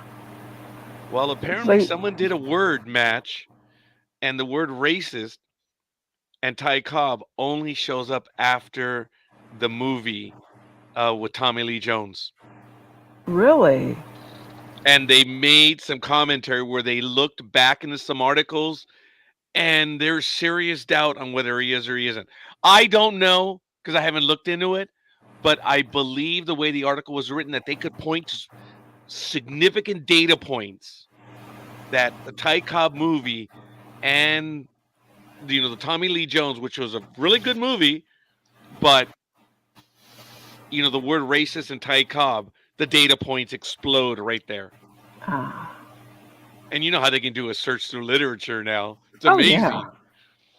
So it was funny that the big dog would mention that right now because I myself had said the racist Ty Cobb. I'm guilty of saying it. And now And here's the interesting thing. It says the question was put, was Ty Cobb, what was Ty Cobb's reputation? It says Cobb's reputation as a violent man was exaggerated by his first biographer, sports writer Al Stump, yes. whose stories about Cobb have been proven to be sensationalized and largely fictional. Yes. Now, they pointed to that as well because and the reason why they're saying, oh, but this is Monday morning quarterbacking or revisionist history. No, because when the book was written, everything Big Dog just said was mentioned about the book at the time that it was sensationalized. So there's a little bit of consistency. And to top it off, to show how he might have actually been the reverse of what everybody's thinking, they asked, a question was posed, what did Ty Cobb think about Jackie Robinson? He says Cobb himself was a vocal supporter of integration in baseball.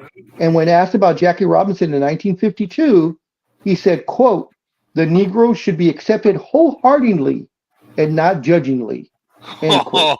Oh. Quote unquote from the racist Ty Cobb. And to use the word Negro in the 1950s, hey, that was shut normal. Up. Yeah, shut up, folks. Don't even argue that. Actually, Negro, that back then, that was the polite way, and actually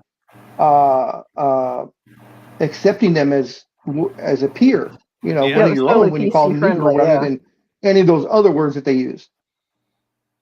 Look, we're not experts on a lot of that stuff, but we do know a little bit of our history.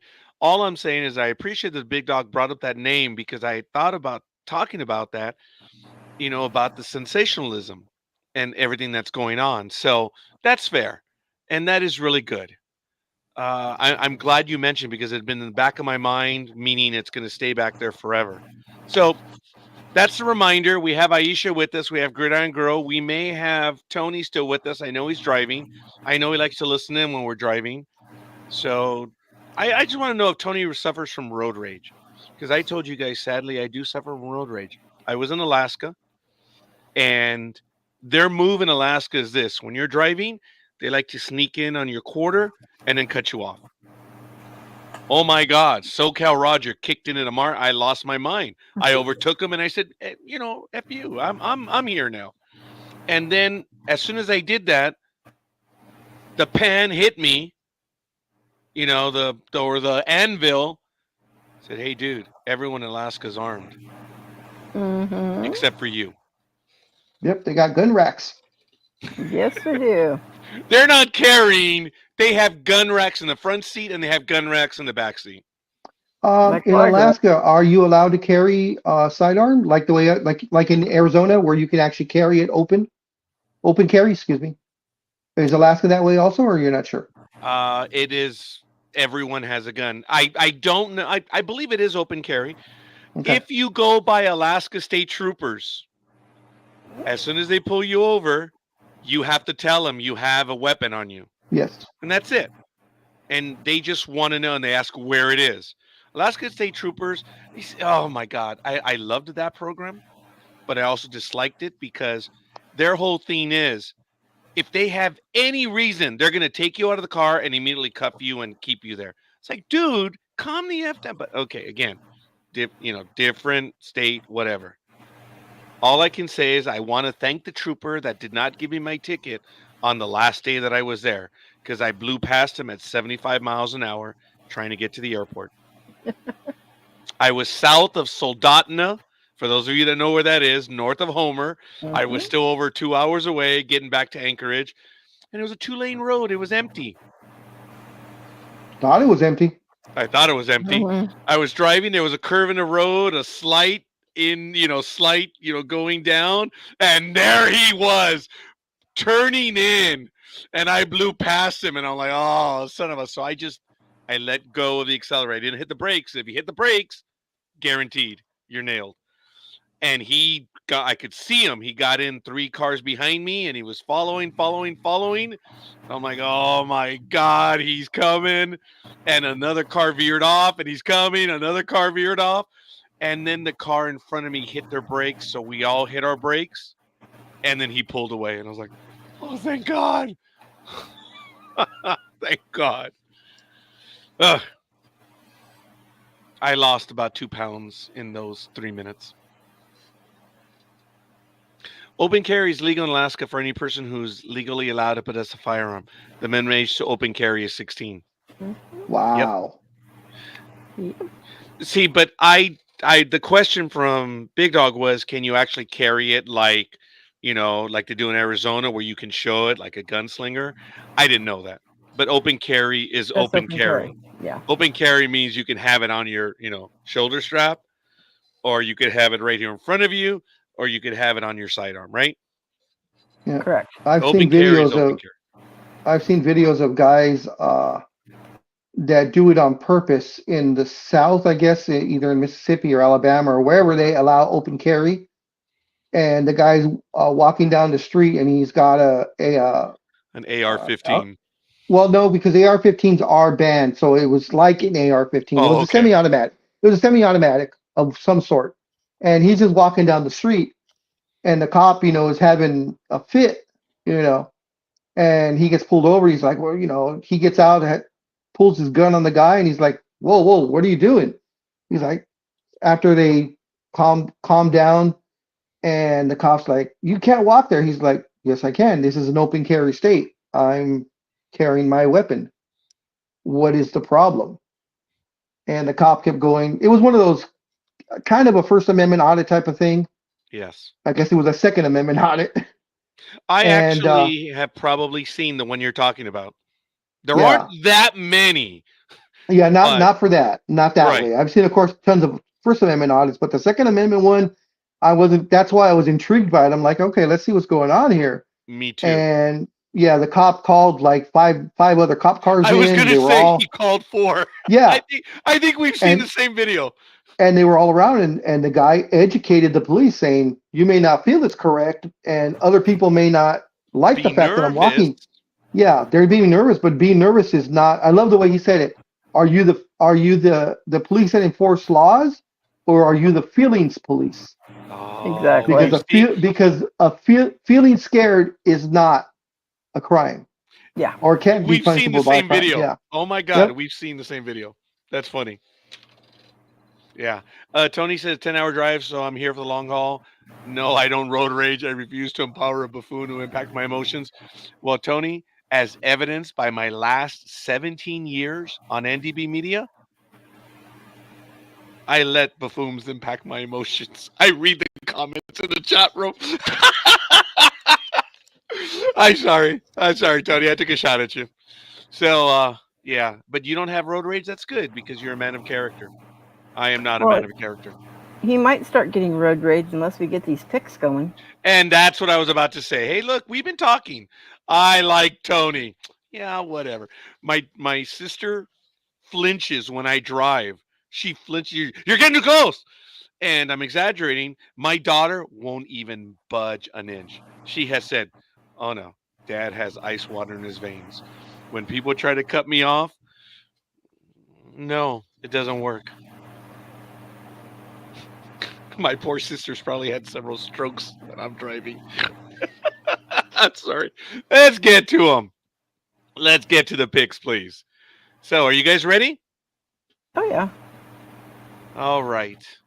I am not going to partake in the football picks, so Okay. I will see you. Thank you. All right. We'll see you later. Have a great game. You too. Okay. So, let's go ahead and get to it. And I've got everything already all set up. And we're good.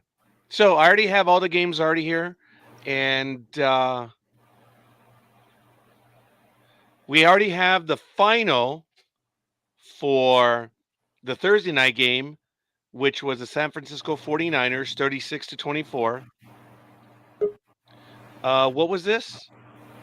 That's being called a low-level kamikaze pilot? Yeah. I missed that. What does that mean? Yeah, the fact that you were speeding so fast and you were going, you're a low-level kamikaze, you're a low-level pilot. If you're Okay. speeding so fast in and out of traffic. Oh, got it. Anime Girl, Yes. morning. Do you wish to clarify your comment? Comment. You said somebody tries to cut you up, you you don't give in. I said, yeah, that's called being a low-level kamikaze pilot. No, it's this. Look, there are rules on the road. I'm in line, and the lane to merge has already ended, and they still try to come ahead. I'm like, no. You had your chance back there. And besides, there was a line of 10 people. You wanted to skirt up in front when everyone else got in line. I'm not enforcing the law. I'm enforcing my position in line. And the secret, seriously, folks, the secret to, keeping from people cutting you off is you lean into the other lane. You don't go into the lane, but you use the weight of the car to lean in. Most people are cowards. You get some that are a little more aggressive because they've gotten their way, but the reality is you lean into the lane. That's how you do it. And I've used the weight of my vehicle all the time. And 99 times out of 100, I don't even remember the last time I got beat. But that's what you do. You use the weight of the vehicle. So anyway. All right. I think we went over the game right here. 49ers, 36-24 over the Seahawks. Yeah, don't remind me. Hey, you almost had it, I swear. When they started that second half, Niners definitely took their foot off Seahawks' throat there for a bit. And I was having palpitations, screaming at them, going, don't you dare, don't you dare. And luckily they got their act together. Thank God for Kettle. Unfortunately, yeah, they did get their act together. I mean, you look at the past 5 matchups that they've had, 49ers have walked away with it every time, and there was a 62.2% win probability. I just didn't think with the way the 49ers were playing that they were going to do it. So, wait a minute, what was their win probability? 62.2%. For who, the Seahawks? No, Niners. Oh. Okay. Well, they won. Yeah, they won. Yes, God. Damn old folk managed to pull their fingers out their butt and do something right. So I can tell Gridiron Girl this. I'm cheating now because I am reading a lot more. I am going by a lot of other people, and I'm taking the best from. I'm reading from 4 different sources right now, which I didn't do before. And like I said, I already have all my picks already. I do because I've been doing well over the last 2 weeks, and I'm going to continue doing it. I'm going to continue doing it that way. So, but before Gridiron Girl says I'm cheating, I'm going to tell her I'm cheating. I'm 3 games back, and we need to overtake you so we can all wipe out Enemy Girl. I am not the one that is the best one at this. Oh. Who's in the number 1 spot? Yeah, the young lady. Hey, more bloody luck than skill that was. Who's in the number 1 spot? Who's leading right now? Who do you think? Anime Girl. It's Anime Girl, right? Yes. Yeah. Okay, once. Good. Hey, you are the number 1. And that's the way it is. So it's all good. Now you got that lead, keep it. Not by picking the 49ers and the Seahawks, I won't. Oh, sorry. There's my porno stuff right there. Yeah. Oh, interesting. One's the U.S. Navy, so let it go. I thought it wasn't the U.S. Navy that was the interesting pick. It was the one next to the U.S. Navy that made me wonder. Yeah, but that's what shows up. So let me go over to the here are the cumulative results. So it is Anime Girl Yes. at 47 and 31. Scorekeeper is tied with Almighty and Sports Sister at 45 and 33. NorCal Girl, Big Dog, Gridiron Girl are at 44 and 34. Coffee, Philly Special, and Dream are at 42 and 36. Color Maven is 40 and 38. Elway 7 is 39 and 39. Speedy is 38 and 40. Lukey's is 36 and 42. And Engineers 31 and 47. So, That's all unlike right. Engineer. He's normally pretty good. You know what? People have off seasons, and it's only week 6. That's the best I can say. It's only week 6. So, all right, folks, let's get to it. All right, Sunday, the first game. I'm going to go and get it going. It's at 6:30 a.m. Pacific time. I'm going to ask for Anime Girl to go second, and then I'm going to ask, who are you? NorCal Girl to go Okay. third. Well, going third. Okay. And then we'll just go around again. All right, let's get to it. I already have everything ready to go. Here's the first game, folks. Jacksonville Jaguars, 1 and 4. No, you're no longer last. Jacksonville Jaguars are 1 and 4, visiting the Chicago Bears 3 and 2. It's at 6:30 a.m. Pacific time on the NFL Network. It's at Tottenham Hotspur Stadium. And in the comparables, the Jaguars are 13th in offense. The Bears are 26th. In defense, the Bears are 9th. The Jaguars are 30th. In passing, the Jaguars are 18th. The Bears are 21st. And in rushing, the Jaguars are 8th. The Bears are 28th. Last time these two teams played was a long time ago on December 27, 2020, where the Bears just beat up on the Jaguars 41-17. And right now, based on the last information we have, the Bears were favored by 1. Do you have a percentage? I do. The Bears are going to take it 51.7%. All right. Do you have a weather report? Yep. 57 and overcast. Wow. Do we have an injury report? We certainly do. The Jags have Blackson, the defensive lineman, is out, undisclosed, while the Chicago Bears, they're packing a slightly more longer injury lot. They've got Brisker, the defensive back, out with concussion. They have Pickens, the defensive lineman, out with his groin. And they have Smith, the defensive back, out with his hip. So they have got one hell of an injury list there with questionables and injured reserves. Just to let everybody know. All right. Well, as of right now, we have the Sports Sisters taking the Jaguars, and Coffee, Color Maven, NorCal Girl, Philly Special, and yours truly will be going for the Bears. So I need your picks in the chat room. NorCal Girl, are you going to stick with the Bears? The Bears. Okay. Anime Girl. Yeah, well, I've been looking, and I've been reading, and I've been poking a lot of bloody haystacks looking for that needle. And the way I read it, it looks like the Bears just might carry the day, but it'll be interesting to watch. So are you going with them? I am going with the Bears. Okay. Yes. Gridiron Girl is also going with the Bears. So Tony is listening, but he already gave us his pick. I'm sure he's probably going to keep it, or he can let us know. We'll change it. For the love of God. I may have received a text message. Yes, I did. And the dogs are barking. So for the Bears, it's going to be, yes, thank you. Elway 7 and Lukey's. Okay. So it looks like we have it. And you guys know what to do. Post it in the chat room or in the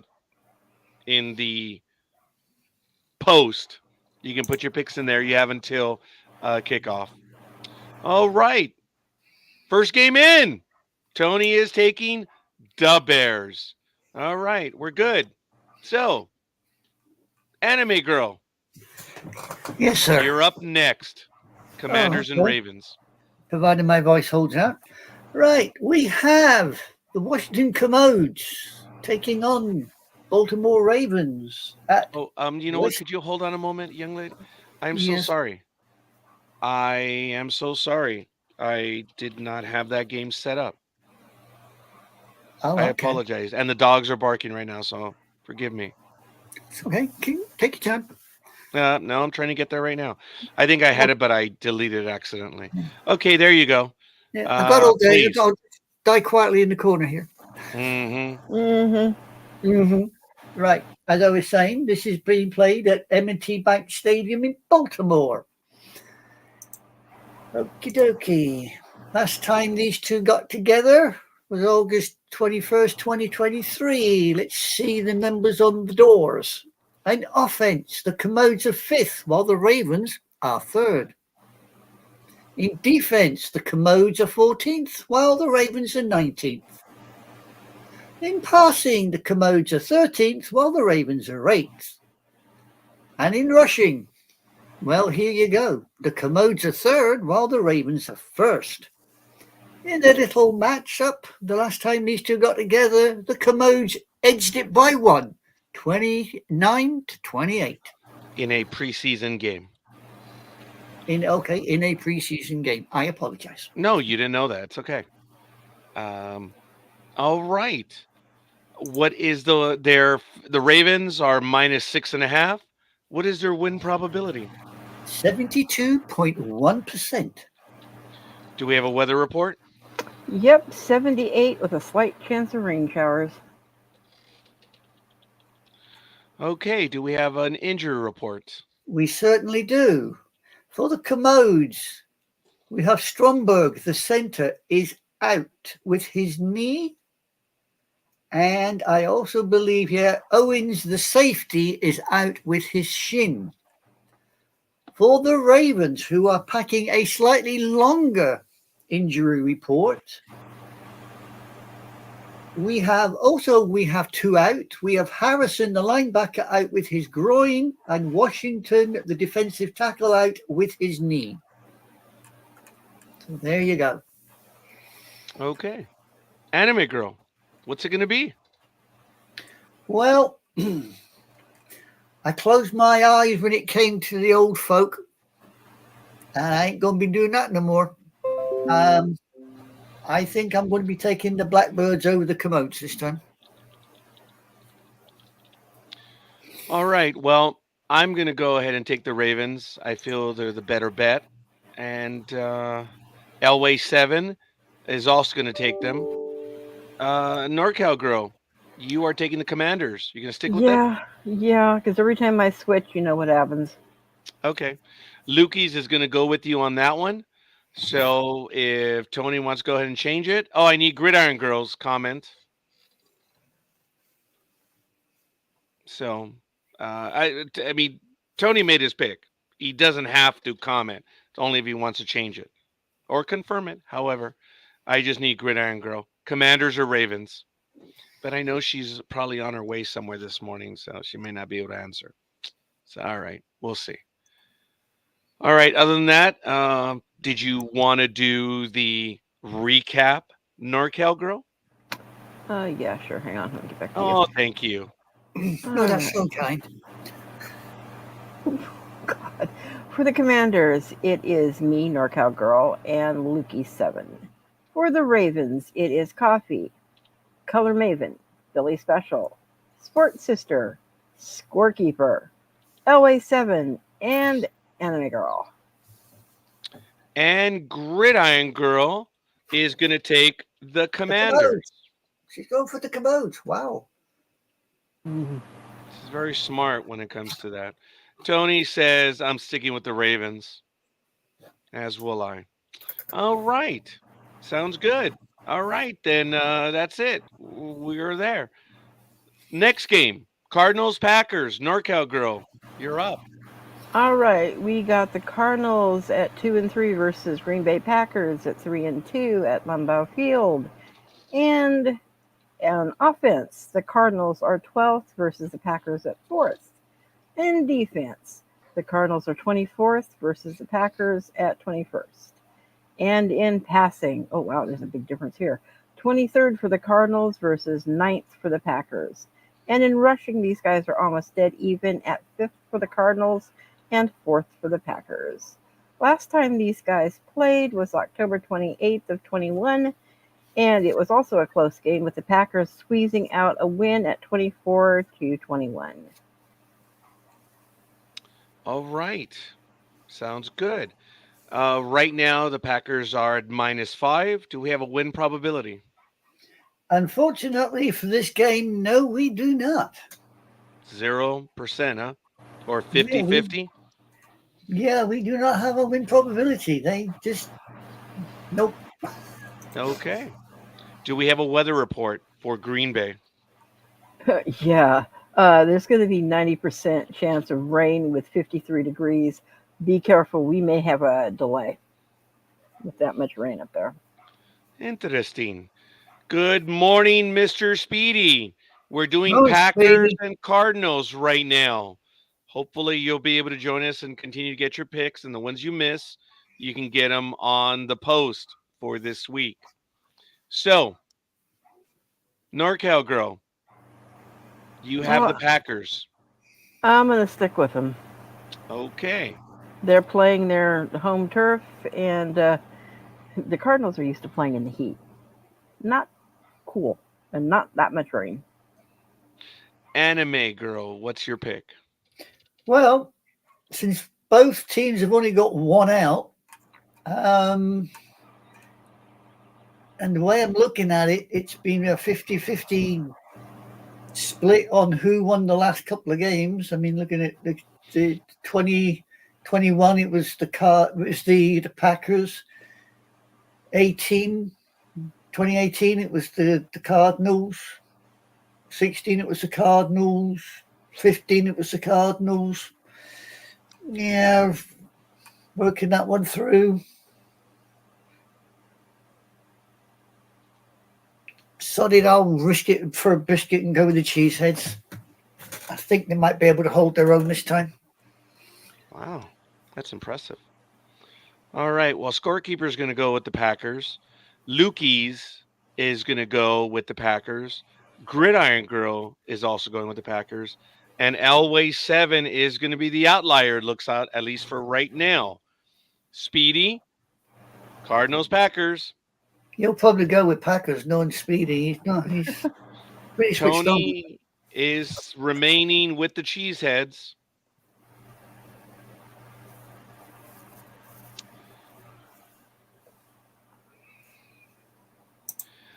Speedy does say, FYI, probably won't be on next week due to the surgery on Thursday. Last time they gave me morphine. You lucky duck. So we'll see. Well, Speedy, I hope it goes well, but you're still playing. Yes. Yeah. Just give us the pick early. Give them in advance, pal. You can start picking them for next week. Just go to Schedules NFL. So, cards. All right. Okay. Oh, Will you do the recap, please? Which one of us? You. Oh, okay. I guess I answer to you now. The Cardinals have Elway 7 and Speedy. The Packers has Cafe, Color Maven, NorCal Girl, Philly Special, Sports Sister, Scorekeeper, Lukey's, Gig, and Anime Girl. Okay. You got that one in. So now, yours truly is taking care of the Houston Texans, who are 4-1, against the Opuestos, 1-4 Patriots. It's at 10 a.m. Pacific time on CBS. It is at Gillette Stadium. Yeah. And this is a good team. On offense, the Texans are 6th, the Patriots are 29th. On defense, the Texans are 5th, the Patriots are 23rd. In passing, the Texans are a league third best. The Patriots are 30th. In rushing, yank them back. Patriots are 6th overall, and the Texans are 21st. Last time these two teams played was a practice game on August 10th, 2023, and the Texans lit them up 20-19. The Texans are favored at 6.5. Do we have a win probability? We do actually. The Texans have got a 72.4% win probability. All right. Oh, do we have a weather report?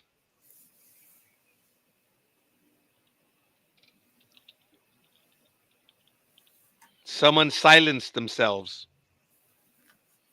Yes. Sorry. All right. Chrissy, do we have a weather report? Yes, it is slightly nippy at 50 degrees with a 30% chance of rain. Do we have an injury report? We do. We do indeed.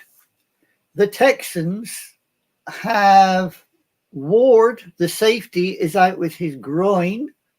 Woods, the wide receiver, is out with his foot. And Lassiter, the cornerback, is out with his shoulder. The Patriots, on the other hand, have a rather long list and only have one out, which is Stevenson, the running back, and he's out with his foot.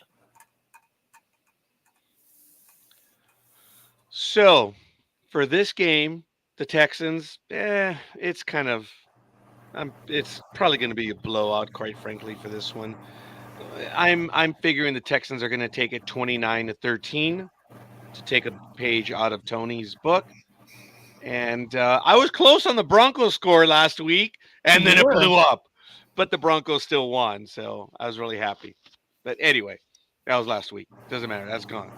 Scorekeeper says they're going to take this one 29-13. Speedy in the chat room said he's going to take the Texans.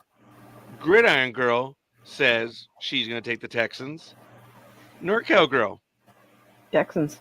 All right. Anime Girl. Well, numbers don't lie. And it looks like I'm batting on the other side for the other Texas team. I'm going for the Texans. Okay. Anime Girl. Thank you. Tony says they're going to go with the Texans. And I'm sorry, I did not get the others. So the Texans, it's going to be Lukey's. And much to my shock, Elway 7 is going with the Patriots. Okay. Not that I'm disrespecting her, but it is what it is. So, all right. May we have the recap, NorCal Girl? Sure. The Texans for Color Maven, NorCal Girl, Philly Special, Sports Sister, Scorekeeper at 29-13, Speedy, Gig, Anime Girl, and Lukey's, with the Patriots, Cafe, and LA7. Okay. So then we now have the next game, Buccaneers Saints. Anime Girl, you're up.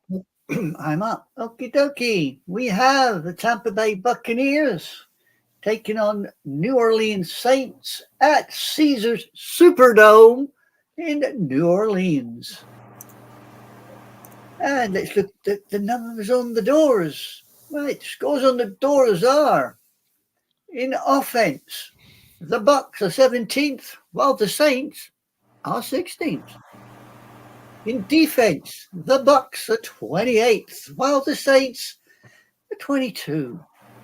In passing, the Bucs are 14th, while the Saints are 20th. Oh dear. But in rushing, the Bucs are 19th, while the Saints are 7th. Last time these two decided to go nose to nose, which is December 31st, 2023, the Saints decided to tap out a little tattoo on the Buccaneers, 23-13. Okay. Sorry, I laughed at Speedy's comment.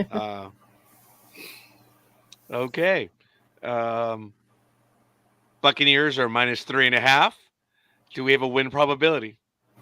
We certainly do. The Buccaneers, according to this, I'm going to take it 62.1%. Interesting. Okay. Do we have a weather report for the dome? Well, walking from your car into the stadium, it will be a wonderful clear 81 degrees. Oh my God, that's Norlands. Yes, it is. Oh my God. I want to give a shout out to everyone that was able to make it to Electric Con this weekend. Thank you Uh, guys for sharing your pictures too. It's been cool. oh, have they been sharing pictures? Oh yeah. Oh, Michael was one of the first ones to start dropping me pictures. oh, I haven't. I haven't seen any of the pictures. All right, fair enough. Um, do we have an injury report? We certainly do, sir. We certainly do. For the Buccaneers, we have Johnson, the wide receiver, is out with his ankle. Izen, the safety, is out with his elbow. Palmer, wide receiver, is out with concussion. Barton, the center, is out with his hamstring. And Thompson, the wide receiver, is out with his shoulder. I think it's a case of who the hell is playing, not who isn't. For the Saints, we also have Weaver, the linebacker, out with his hamstring. And Hill, the quarterback, is out with his ribs. Harris, the cornerback, is out with his hamstring. Rees, the offensive lineman, is out with his knee. And Carr, the quarterback, is also out with his oblique. So again, it's a case of who the hell is playing and who the hell ain't. Yeah, this one's kind of easy, but we'll see. Anime girl, go ahead. Well, I mean, looking in the past, the last 5 matches, really, the Buccaneers took 3 of them. So, looking at that one and everything else, as much as I hate to say it, I'm going to go with the Buccaneers. All right, NorCal girl. Oh no, wait. Scorekeeper will go with the Buccaneers. Lukey's will go with the Buccaneers. Speedy will go with the Buccaneers. Tony's going to keep his pick with the Buccaneers. Gridiron Girl is going to go with the Buccaneers. Elway 7 is going to go with the Saints. Wow. Okay. God bless you. NorCal Girl, what are you going to do? Oh, I'm sticking with the Bucks. Okay. Awesome. All right, then. Why don't you give us the recap, please? All right. Starting off with the Buccaneers with me, NorCal Girl. Philly Special, Sports Sister, Scorekeeper, Lukey's, Speedy, Anime Girl, and Gig. With the Saints, Coffee, Color Maven, and Elway 7. Okay. Let's go to the next game. NorCal Girl, you are up. All right. We have the Cleveland Browns at 1-4 versus Philadelphia Eagles at 2-2. They are playing at Lincoln Financial Field, and the Browns, let's start with them in offense, 30th versus the Eagles at 24th. In defense, the Browns are 13th. The Eagles are 8th. And in passing, they're almost equal, with the Browns at 29th and the Eagles at 27th. In rushing, the Browns are 26th and the Eagles are 10th.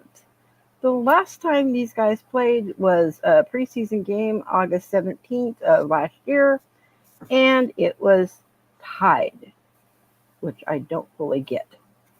Yeah, there was a tie during preseason. Well, yeah, I know. It surprises me that these two teams actually tied, which is a surprise to me. Yeah. All right. Well, the Considering Eagles. Would have I'm thought sorry. the Eagles would have taken. I would have thought the Eagles would have taken it. Oh, yeah. But it's practice. They're not Yeah, I killing know. themselves for it. All right. The Eagles are favored 9.5, or at least on the gambling side. What is their win probability?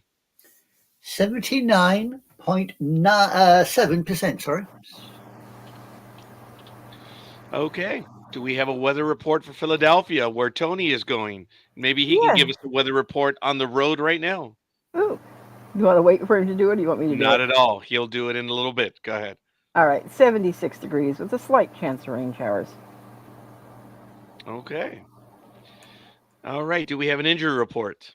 Yes, we certainly do. The Browns have got at least 4 out. They have Hudson, the tackle, is out with his shoulder. Posick, the centre, is out with his knee. Delpit, the safety, is out with concussion. And Hickman, the safety, is out with his ankle. They have a particularly long injury list, do the Browns.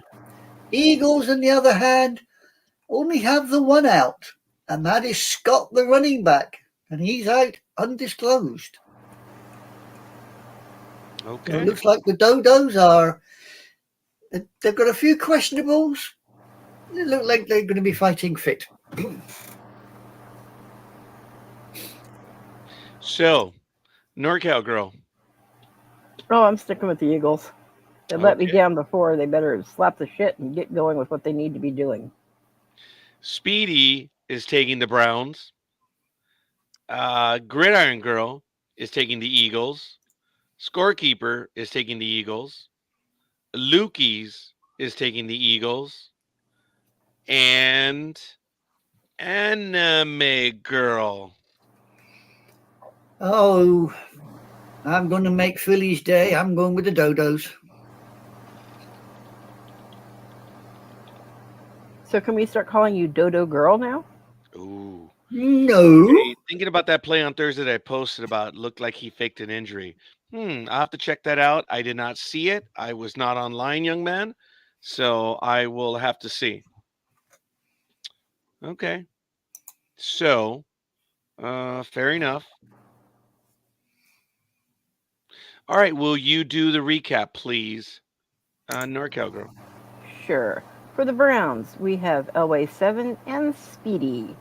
For the Eagles, we have Cafe, Color Maven, me, NorCal Girl, Philly Special, Sports Sister, Scorekeeper, Lukey's, Gig, and Dodo Girl. Okay. Someone is cruising for a bruising. I might be ill, but I can still be cough all over you. Why? What do you mean? What's going on? You didn't catch it? I've been calling her Dodo Girl since she picked the Eagles. Oh, well, Why that, it's not- yeah. I mean, yes. I'm Okay. cough all over you in a minute. I'm telling you. Hey, don't worry about it. Here we go. Eagles 30, baby shits 13. Okay, hold on. Eagles 30. Baby shits 13. Let's go, birds. The weather's going to be sunny and clear. It kicked to where the sun don't shine, and a clear ass whooping. Wow. Okay. Scorekeeper says it's going to be Eagles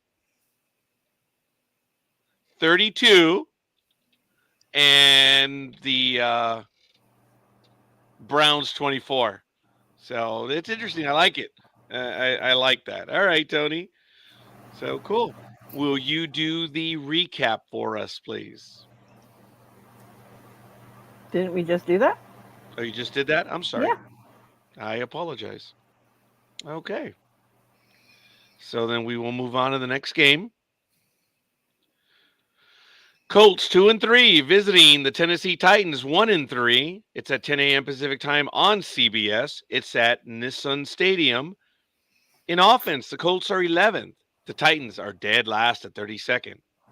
Boy, do we have a turnabout. The Colts on defense, I should say the Titans on defense, are number 1. The Colts are 32nd. So you have the best and the worst. For passing, you have the Colts at 11th and the Titans are 31st. When it comes to rushing, the Colts are 9th and the Titans are 29th. Wow, that's a lot. Last time these two teams played, the Colts edged the Titans by a field goal, 31-28. The Titans are -2.5.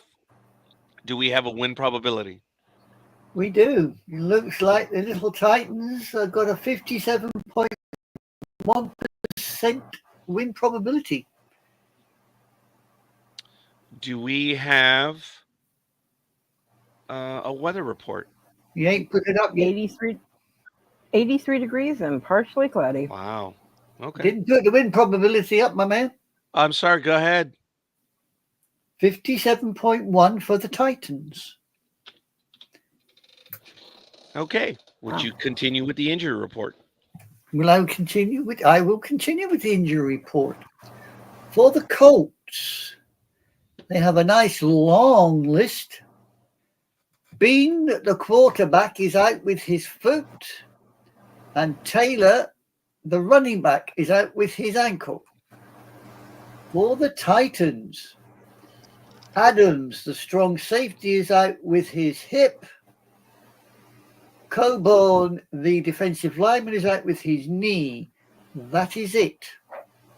But of the two teams, the Colts have a long list of people out. I believe you. Okay. On this one, scorekeeper is going to go with the Titans. I just feel they have the better chance, and I'm listening to some smart people. Elway 7 is going with the Colts. Lukey's is going with the Colts. Wow. Okay. So, NorCal girl. I'm going with the Colts and praying. Okay. Speedy says he has faith at the Titans. So I'm like, okay. Philly Special is going with the Titans. Oh my gosh, Bigora. It's not Italian. Gridiron Girl is also going for the Titans.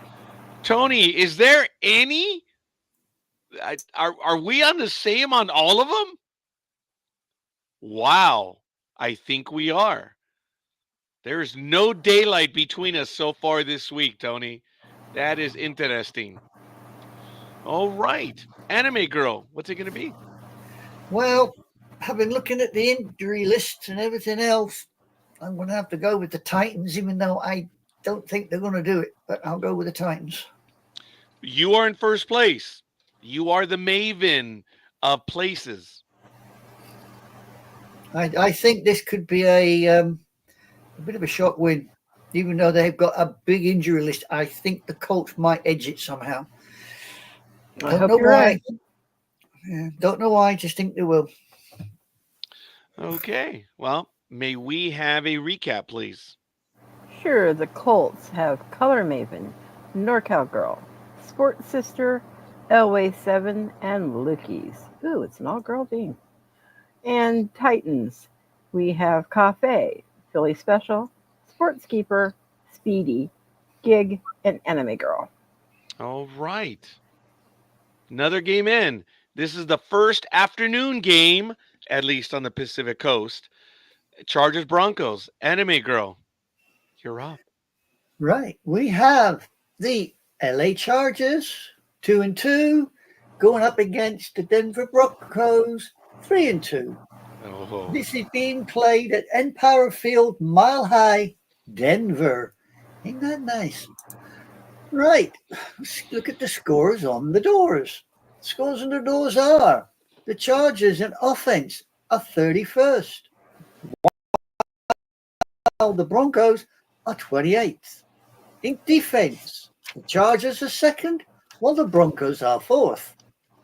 In passing, the Chargers are dead last, while the Broncos, they're not kicking the arse off it, they're 28th. And in rushing, the Chargers are 23rd, while the Broncos are 20th.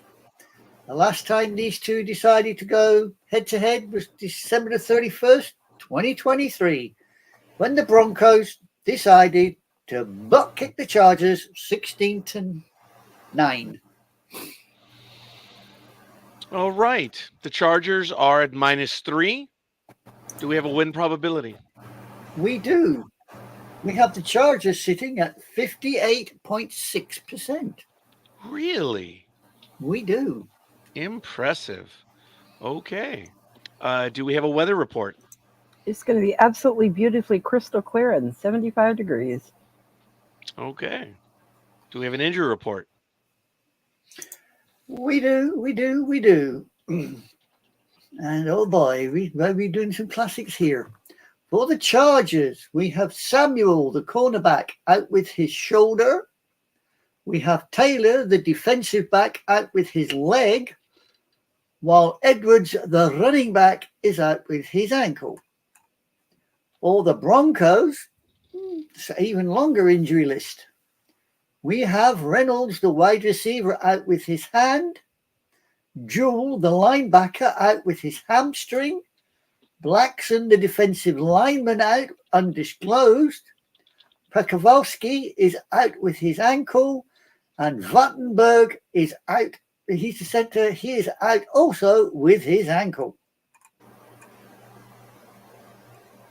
So there Okay. you go, ladies and gents. Anime Here's your girl? money.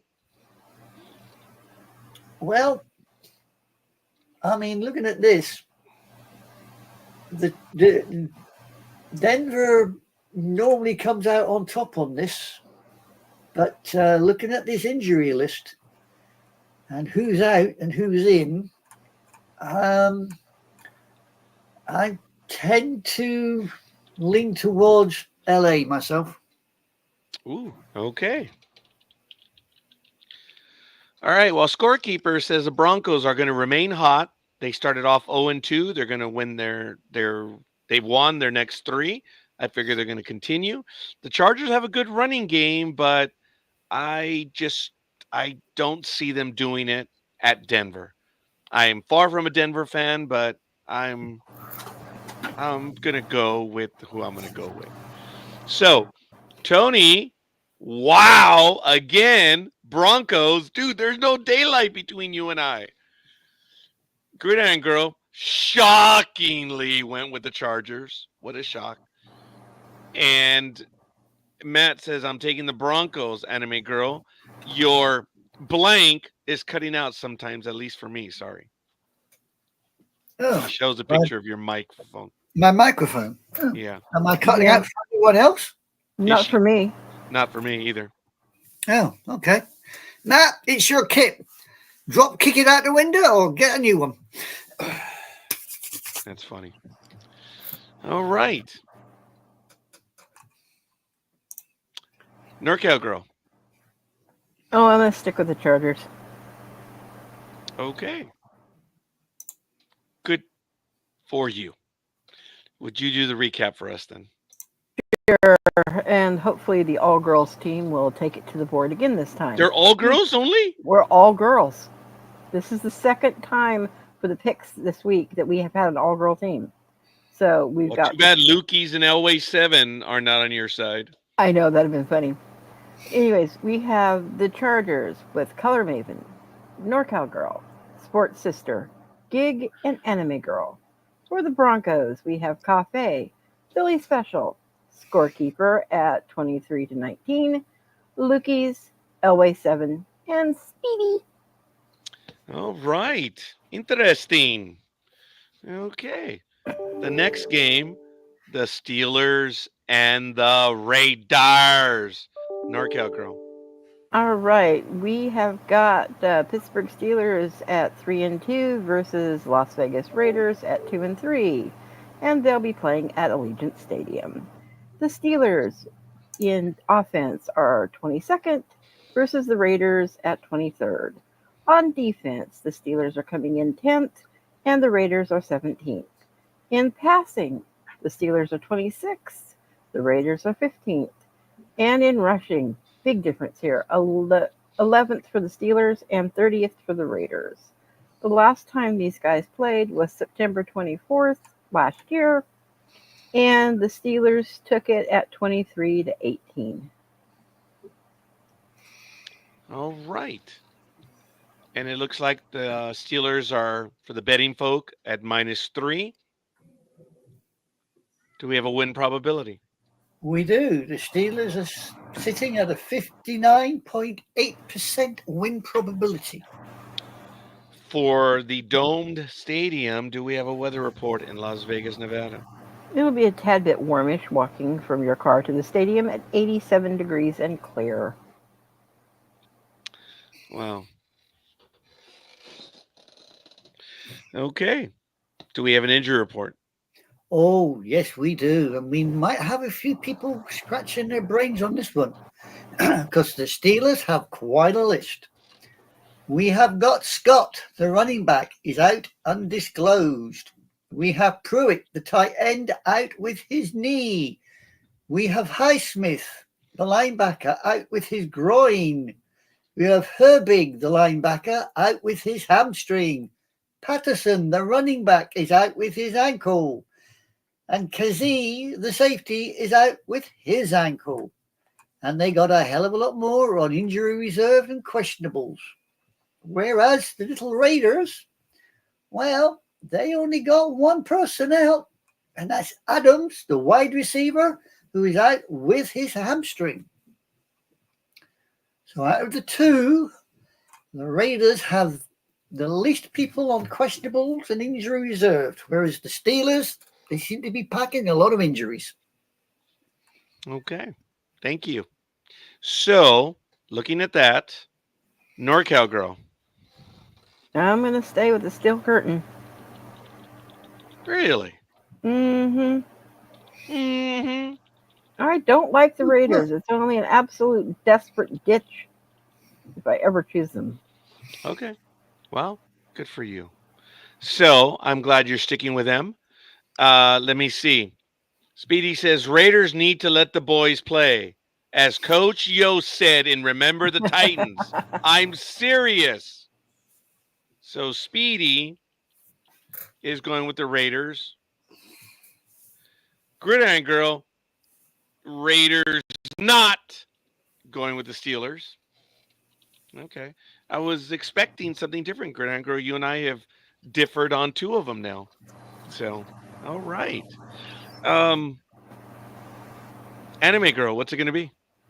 Well, shock horror. I'm going to be standing alongside Speedy and is that Sonia not going with the Steelers? Speedy's going with the Steelers, and Coffee's going with the Steelers. I mean, Raiders.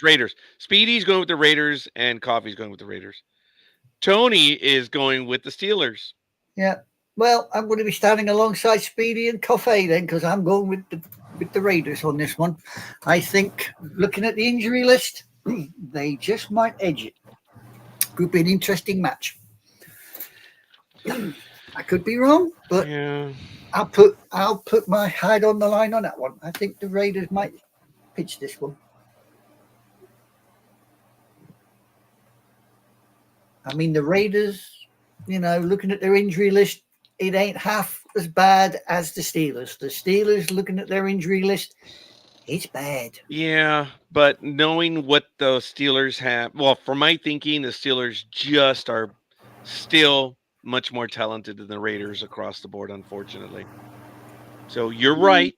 There's a larger injury list than the Steelers, but what they can put out in the field, unfortunately, is still much more talented than the Raiders. That's okay.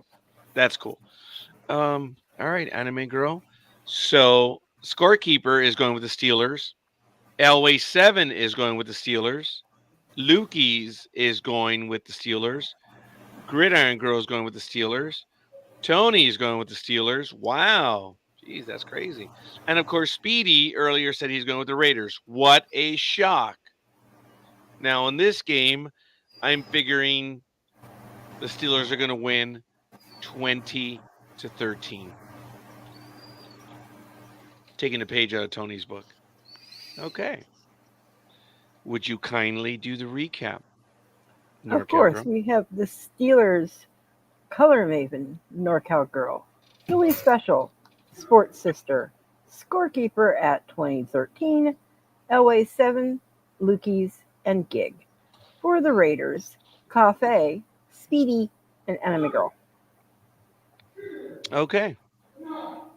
The 125 game, Falcons and Panthers. Wow, we are doing very well today.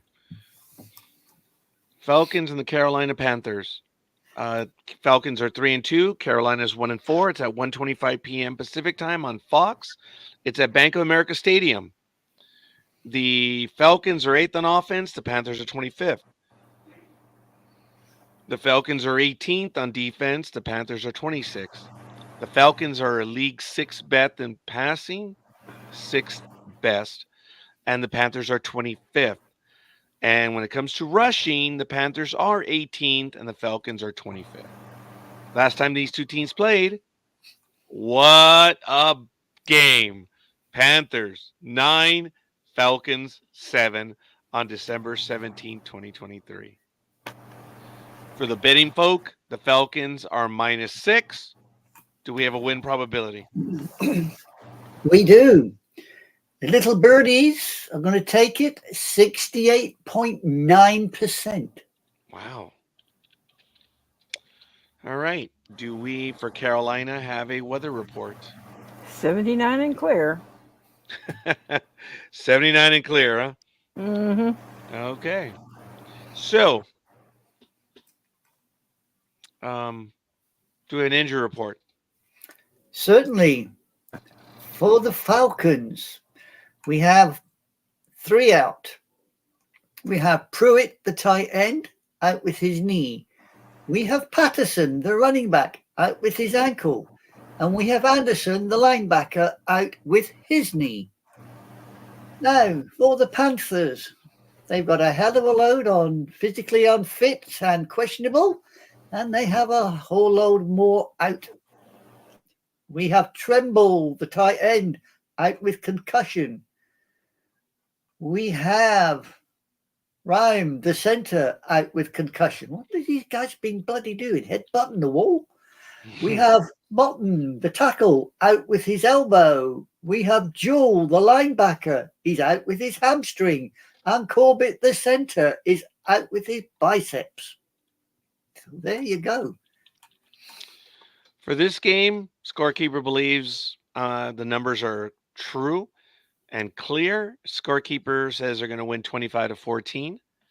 Gridiron Girl is also taking the Falcons. Tony is taking the Dirty Birds. Lukey's is taking the Falcons. And Elway 7 is taking the Panthers.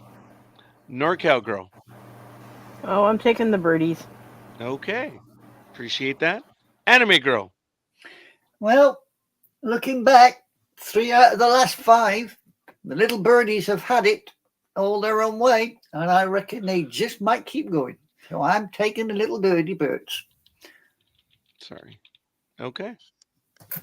All right, Anime Girl. Thank you. Speedy. Don't be shy, dude. There it is. And Speedy's taking the Panthers. Good man. All right. Would you do a recap, please?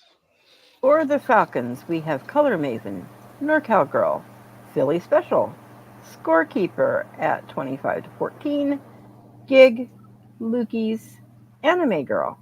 And for the Panthers, we have Cafe, Sports Sister, Elway 7, and Speedy. Okay. All right. Next game. Anime Girl. You're up. Right. We have Detroit Lions 3-1. They are taking on the Dallas Cowboys at 3-2, and they are playing at the AT&T Stadium in Arlington once again. And the scores on the doors. This is where it counts. The Lions are 19th, while the Cowboys are 10th. On defense, the Lions are 6th, and the Cowboys are 15th. In passing, the Lions are 19th, but the Cowboys are 4th. And in rushing, the Lions are 12th, and the Cowboys are 31st. They still can't find their way out. The last time these two got together, which was December last year, December 30th, the Cowboys literally hung on by the skin of their teeth to take it 20-19.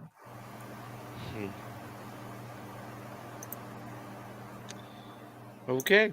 So for the betting folk, Lions are -3.5. Do we have And a win probability? we ain't got no win probability on this one either. They've decided they ain't going to chance it. They're not going to risk it. Okay. Do we have a weather report on this one? Make sure you carry lots of suntan lotion and water bottles when you walk from your car to the dome because it's going to be a hot 96 degrees and clear. Wow. All right. Injury report. Injury report for the Lions. We have Harris, the cornerback, out with his hamstring. For the Cowboys, Kendricks, the linebacker, is out with his calf. Parsons, the linebacker, is out with his ankle. And that is it for the outs of the two teams. The Cowboys have a damn sight more on questionables, but unfortunately, the Lions have a lot more on injured reserve. So there you go, boys and girls. And Speedy says, and bring your sunglasses as well. Exactly. All right. So on this game, Anime Girl, who are you going to go for? Well, looking at the last 5 matchups, the Cowboys have pretty much taken all 5 matchups going from 2016 through to 2023. They've taken them, not by much, but they've taken them. Okay, I'm going to stick with the Blue Star boys. I'll stick with the Cowboys. Your kids. Good for you. All right. Scorekeeper's going to go with the Lions. I want to go for Dallas, but I've just not been impressed by the Cowboys, even though they're 3-2. But Look, I grant you that. I like the Cowboys. Yeah, but I mean, from 2016 through to 2023, every time they've played, Cowboys have edged it. So I think they just might want to stick with it. Cool. All right. Scorekeeper's going with the Lions on this one. And what did I put? It's going to be close, 27-24, but they're going to edge them out. Tony says Lions 34-23. Ooh. Interesting. And Speedy says Lions. And Gridiron Girl says Lions. Wow. Along with Elway 7 and Lukey's. Interesting. There are the other picks right there. NorCal Girl. I'm going to stick with the Cowboys because every time I go against them, Prescott has slapped the shit out of me for going against. Yeah, literally. Every time I go against the Cowboys, Prescott just literally nails stuff and brings it. So it's like, why am I going to flip and go for the Lions? Well, I'm glad you're not going to flip then. Okay. So then let's have the recap, please. All right. Matt likes that score, Tony. All right. For the Lions, we have Philly Special at 34-23. Sports Sister, Scorekeeper at 27-24. Speedy, Elway 7, Lukey's, Gig. And for the Cowboys, we have Cafe, Color Maven, me, and Anime Girl. All right. Thank you.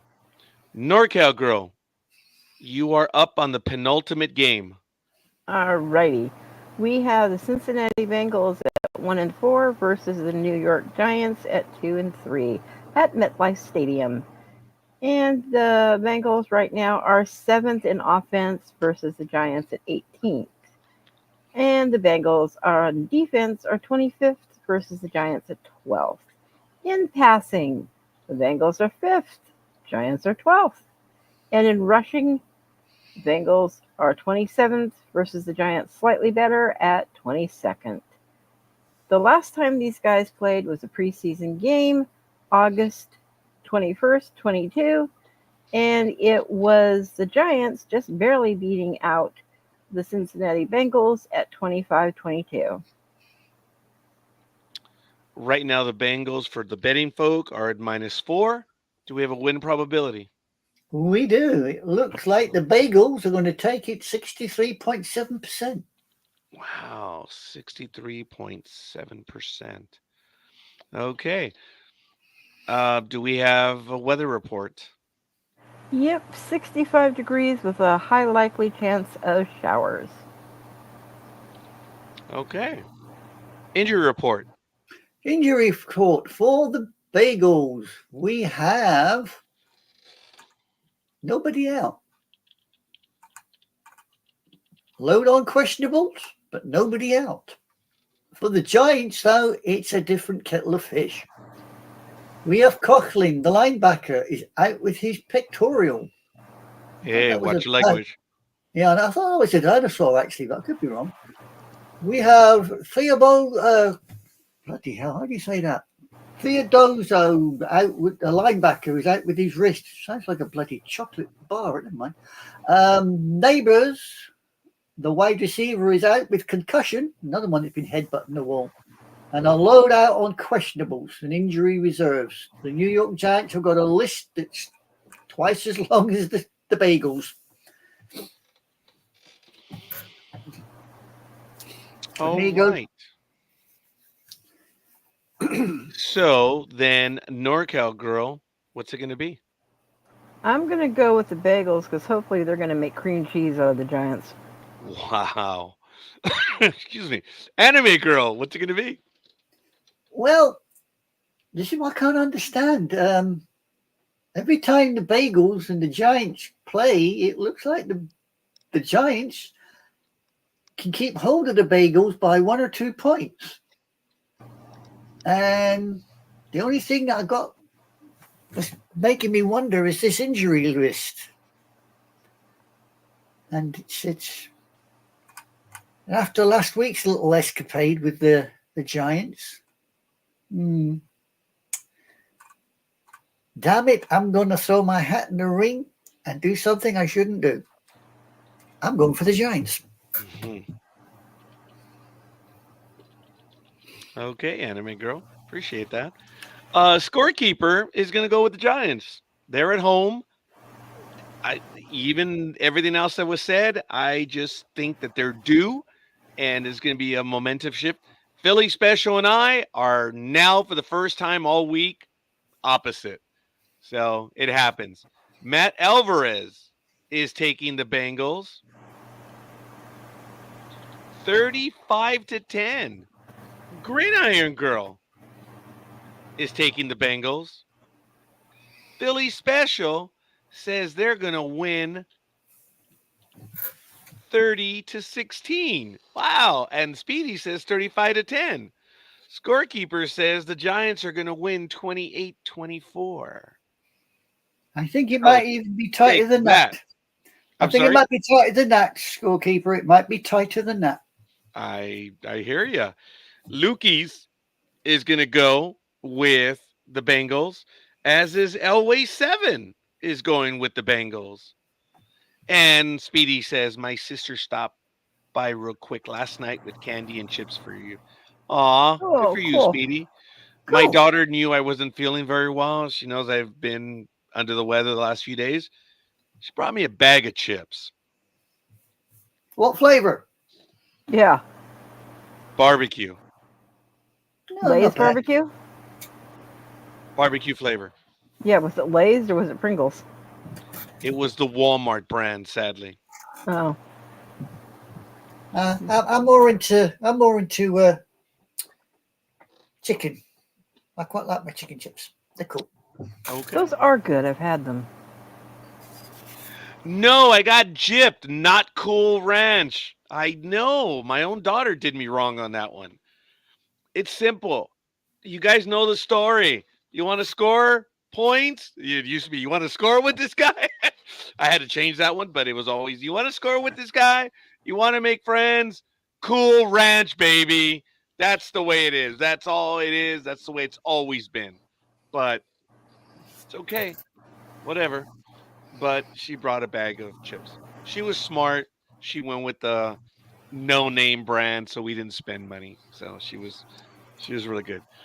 Lukey's, the older sister, says Walmart brand is good. I was eternally grateful that she thought of bringing me a bag of chips. I have the Ruffles regular brand. She couldn't find barbecue chips. I told her, oh, well. Like, yeah, I know. Hi, Speedy. I feel you, man. I get it. NorCal girl, Alrighty. are you going to stay with the Bengals? Yes, I already told you that. All right, thank you. Jesus. So, It's yes, all right. you were He's the got first one to go. short-term memory retention problems. Just leave the old fart alone. I know. I should be nice. It's too hard not to pick on him, though. Well, yeah. I mean, look at that little chutty face there. I mean, could you not pick on that? I know.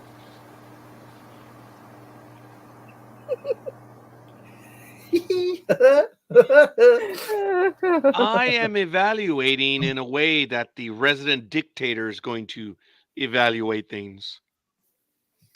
You couldn't dictate your way out of a paper bag, let alone anything else. Just get on Oh, with the as program. evidenced by the last few days, I have been able to dictate very well.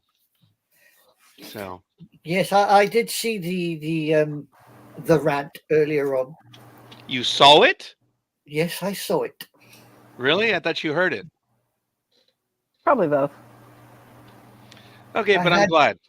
I had it on in the background and I heard the rant and I thought, okay, somebody stuck a beehive up Roger's behind, but never mind.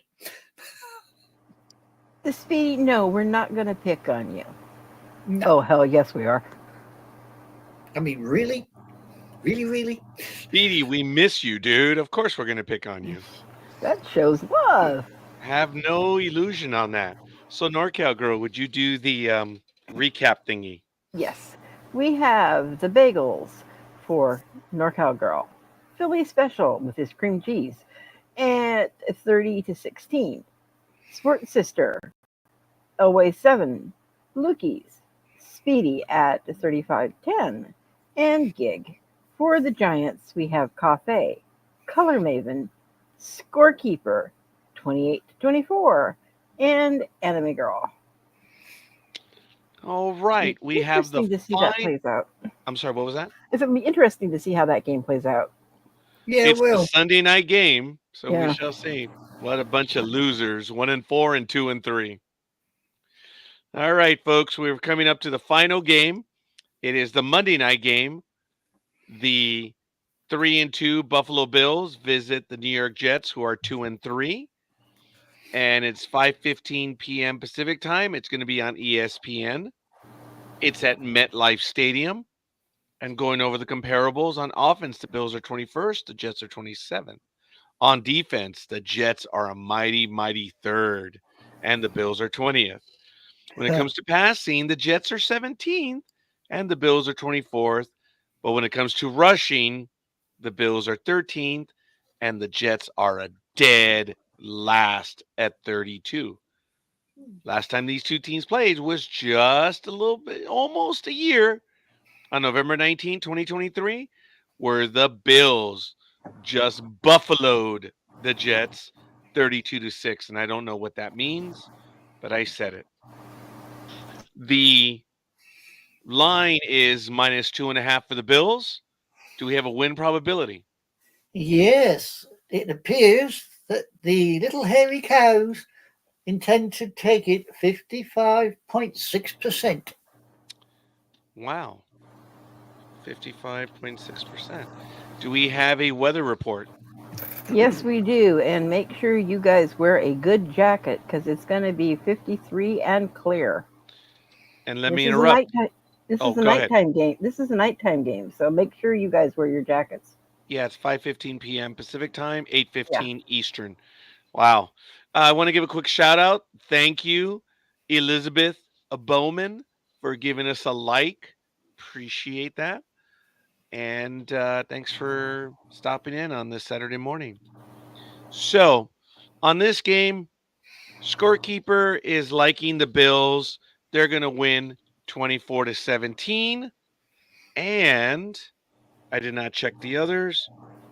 The Well, while you're Bills. checking the others, I will give out the injury report. Thank you. Not a problem. For the hairy cows, we have one out. Now there's Oliver the defensive tackle, he is out with a hamstring. There is nobody out for the Jets, but our favourite quarterback, Mr. Tinfoil Head himself, is questionable with his ankle. And after having his butt kicked 3 times last week, I'm not surprised. Yeah. Brings me no joy, but it brought me a Oh, lot it of brings joy. me a lot of joy. It brought me a lot of joy. So It brought me more joy than I care to remember. I enjoyed that one. There's no doubt about it. I don't think I chose the Jets, and I was really happy. Tony says he's going to take the Harry Cows, so that's good. Now, Gridiron Girl says that she's going to take Buffalo, and Tony says taking the Bills. Aren't the Jets trying to fire most of the top brass? Probably. Actually, they're trying to Probably. fire everyone that is ticking off the aluminum boy. So Yeah. Is it a plane? Is it a boat? Nope, it's Tin Head himself. it's Pinhead, quite frankly. Well, So Speedy is I didn't wish taking. to insult a pin. Yeah, Speedy is taking. Ah, you're right. Speedy is taking the Bills. Now, Speedy did ask, why have you guys been saying bagels? It's Bengals. Speedy, we've also been saying hairy cows. We've also been saying the cowgirls. We've also been saying Sea hags, sea hags. A lot of different ones. Just Yeah. is, buddy. babyshitters. That's the big one. Yeah, that is. So just is, man. So I think I chose all those. NorCal girl. I'm going to keep the hairy moo-moos. Awesome. Yeah, if anybody knows Moo Moo's, it's no cargo. Yes. She queen of the herd. She Yep. is queen of the herd. Yes. So anime girl. You have to ask. You really, really, really have to ask. I've learned not to assume. Well, you can assume on this one. Ain't no way I'm going for tinfoil, man. Yeah, I did. I assumed. Did you notice? I'd already Yeah. written your name in. All right, but I had to Yes, respect you had to you, confirm. You had to confirm. I quite agree. even though I wrote it right before, but I could tell by your insolence. All right. So knowing that, go ahead. We have the Bills with Color Maven, me, Philly Special, Scorekeeper at 24-17, Elway 7, Lukey's, Gig, Speedy, and Anime Girl, followed by the Jets, Cafe, and Sports Sister. All right, folks. Impressive. So, Speedy, you missed several. Please get them to us. Go ahead. Oh, okay. Sorry for asking a stupid question. I guess I'm preparing for the morphine or whatever they're going to knock me out with. That wasn't a stupid question. There are no Yeah. stupid questions. Well, oh God, as evidenced by the Zip last it, few days. zip it. Yes, we know. Are you telling me to zip it? Yes. I am in dictator mode. Uh-huh. Does thou wishes to proceed? So I what do you still want? stand my ground. I can take you on. So you're in dictator mode. What do you want? A medal or a chest of I'm peanuts? in dictator mode. Yes. Yes, exactly. know. That's what I said. Do you want a medal? And do you want a chest of You know peanuts? what? No, I don't want a medal because I've been stupid for 16, 17 years. That's the best I can say. And, hey, that's it.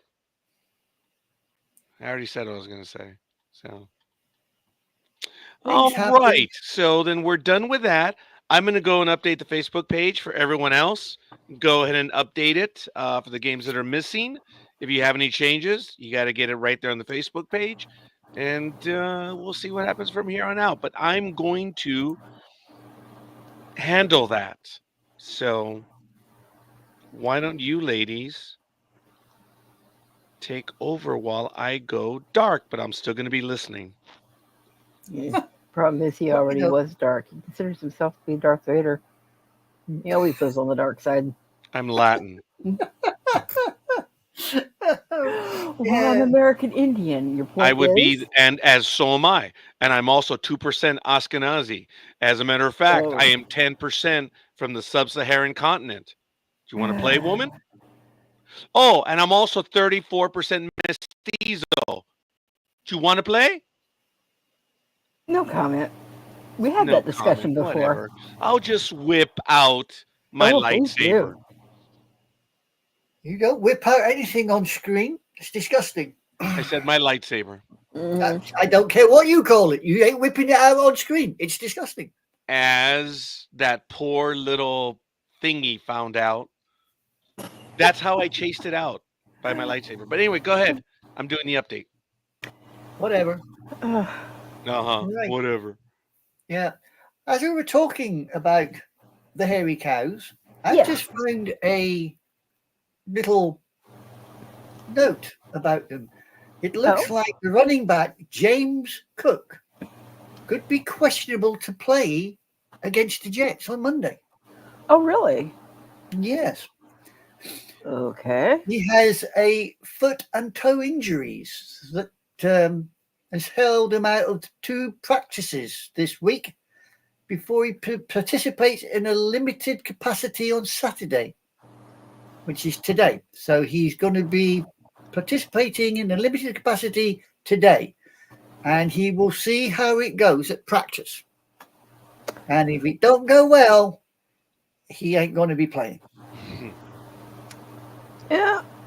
Whether or not, I think we'll still hold with what we've chosen. Yeah. Because so I've learned my lesson to flip. And here's what's funny: when Big Doug was putting in my picks, he noticed, and who else noticed? I think Tony noticed that I had accidentally left out the Falcons pick. So I had told him that, and he was putting them in, and he accidentally put me down for the Jets instead. And I said, no, that's not who I said that I wanted.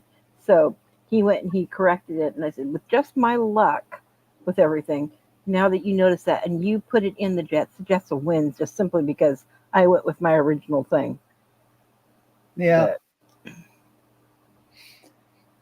Yeah. Well, I didn't start well this week. I completely and utterly screwed up with It's the Niners. one game. Yeah, one game can mean the difference between winning and losing. You know this. It can when you get to the very end, but look, right now it's okay. I yeah, wouldn't. you have a tremendous lead right now. You're 3 ahead of me. Speedy says I should have picked the Winers, dude. You gotta go with who you feel and be confident with it. That's the one thing. I've always had problems where I'm indecisive, even after I make my picks. But once I go with it, I go with it. And like I said, for me, I just feel better the last 2 weeks. I think the last 3 weeks now because I've been taking. Okay, well, I'm not going to reveal everything that I'm doing, but it's more analytical. In other words, I'm reading a lot more than even I used to. Yeah, well, I'm basically doing the same, Roger. I keep going into the NFL site. I go into other sites and I be digging around. I don't know if it's working or not. I mean, I reckon I had a good week last week, which surprised me greatly, especially when somebody said 12-2. I thought, what? You know, you're taking the mick there. You somehow misread the results, but no, hopefully I can keep reasonably up well. I think you'll be okay. Speedy says, I go with my gut for wrestling, but for other sports, I'm shooting myself in the foot. Well, maybe. Never mind, Speedy. We love you just the same, old kid. You just make sure you get better and get back to us. Exactly.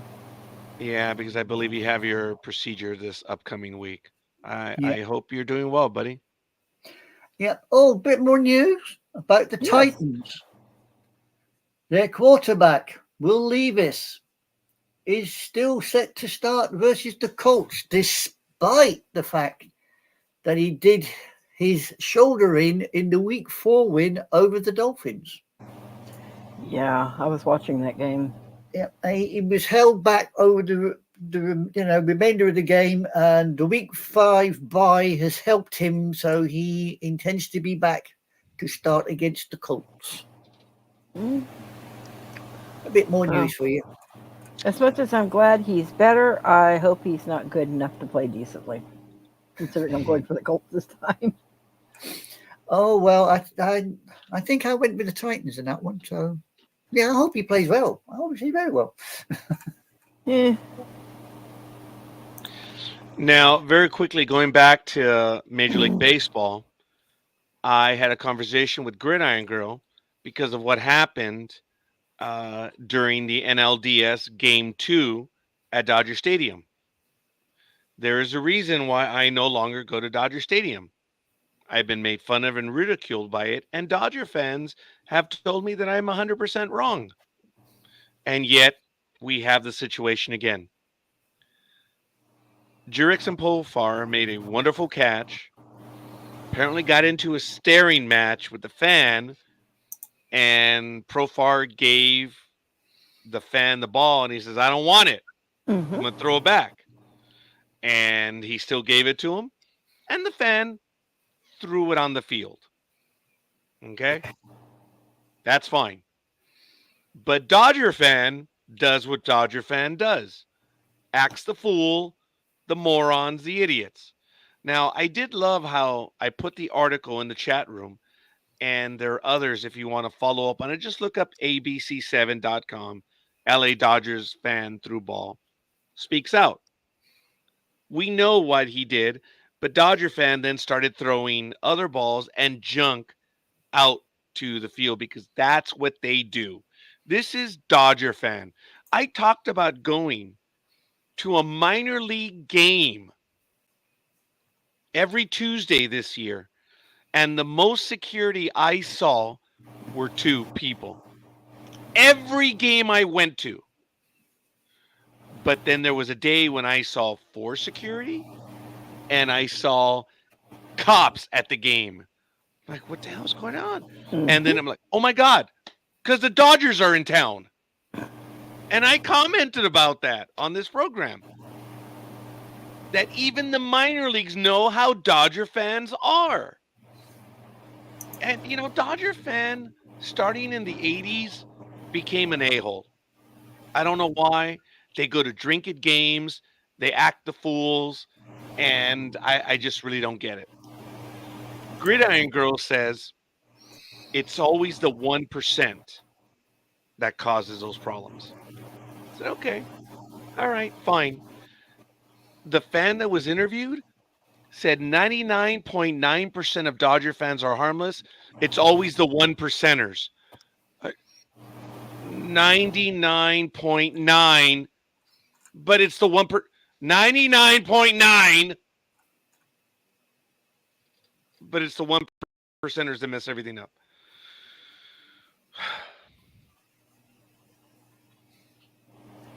Such as percentages.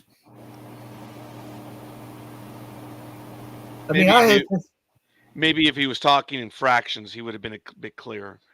99.9 of Dodger fans are great, but there's always the 1%. Okay. I think it's a lot more because there's 56,000 fans that go to a game. So if they say it's 1%, that's 560 fans, folks. That's a lot. Yeah, it is. No matter what. No matter which way you cut it, it's still a hell of a lot of people screwing things up for everyone else. I remember when the O'Malleys owned the Dodgers, and I felt safe going there. Because if there was any moment, anything, man, security was on it like that. When Fox bought the Dodgers, it was a bit different.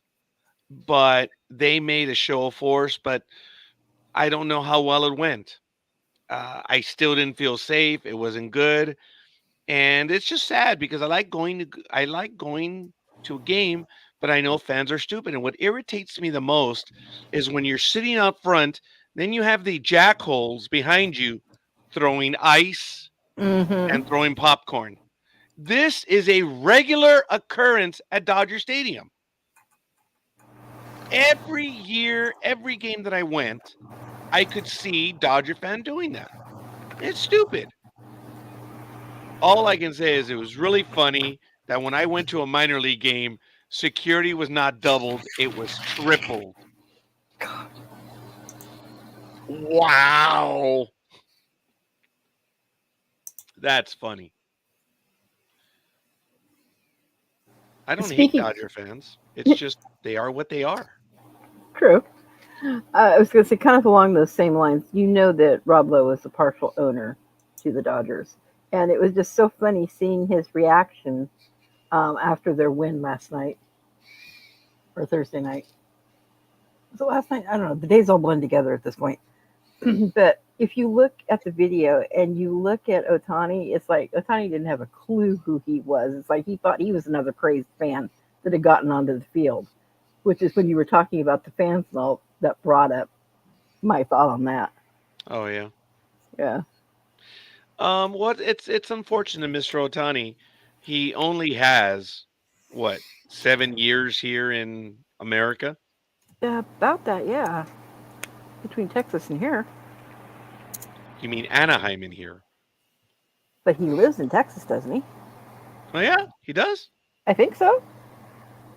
Oh wow. I think the home is actually in Texas. So let me see. Matt says I posted last night about the Dodgers pitcher who jumped. I guess he didn't want to get hit by a baseball. Oh, okay. I know you're not happy about my comments. So, still, are you saying that there's an incident every game? No, stop talking about my team and fellow fans. I stopped going because something always happens. People drink to excess at Dodger Stadium, and it's I don't get it. And the minute they drink, they become the inherent a-holes that they are. That's why I don't drink, because I'm trying to cover up who I am. Matt says, "Yep, I saw more security at that minor league game." That's right. Remember when we went? It's crazy, dude. Gridiron Girl says Otani lives in La Cañada, Flint Ridge. Okay. Because I could have sworn before the Dodgers signed him that he actually had owned a home in Texas, simply because when all of it came out about the gambling and the conspiracies with that, I could have sworn that they went back through and had mentioned one of the places that he was most comfortable with, he and his wife were most comfortable with, was his place in Texas. Okay. And he wanted to get out of Southern California during off season. I have to tell you the truth that I don't follow the guy. I don't follow anything related to him. It's, good for him. Many people in sports want to be him. Good. He's just another baseball player. I usually don't follow what they do in the off season and stuff like that. And that goes for everyone and anyone. I mean, Don Mattingly, hey, what do you do on the field? That's it. Ron Guidry, what do you do on the field? That's it. If they do stuff in the off season, awesome, good for them. I knew there was a Dodger pitcher that bought a house in East LA, not far from where I used to live. I thought that was interesting, but that's it. I know a lot of Dodger fans and Lakers live in Orange County, which is kind of interesting. But again, I don't follow. So I didn't know where he lived. Matt, I agree with you. It was absolutely crazy to see him back on the field. And I reported back, he'd been back. What was it? Scorekeeper, like within, I know it was a week. I think it was even less than that. Remember when we talked about that a couple weeks ago? About the 49ers players that got shot? Yeah, and he was back so quick. Yeah, I think we did. Didn't we mention that last week? Yeah, it was either last week or the week before, and I was really surprised. Like Speedy was saying, it's how fast, he was already back on the field. Where did he get shot? Do you remember where his injury was? I think it was to the chest, wasn't it? Wow. Man. The guy who shot him? If I would have been clipped in my ear, I'd still be crying about it. I would be moaning and weeping and, I'd still be crying about it. So if he got shot in the chest, good for him that he's able to recover that quickly. Being younger, you do recover in a much quicker fashion. So.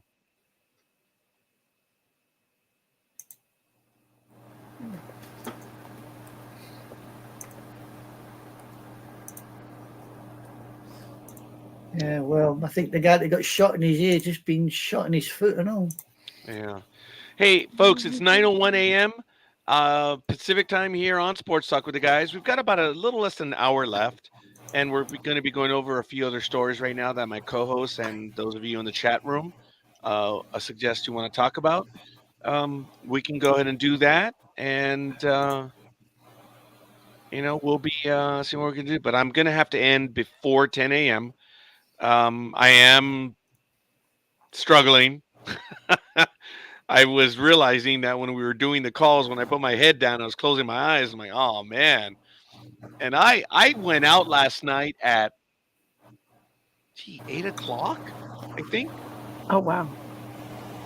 But then I set my alarm for 3 o'clock for some stupid reason. So I don't know.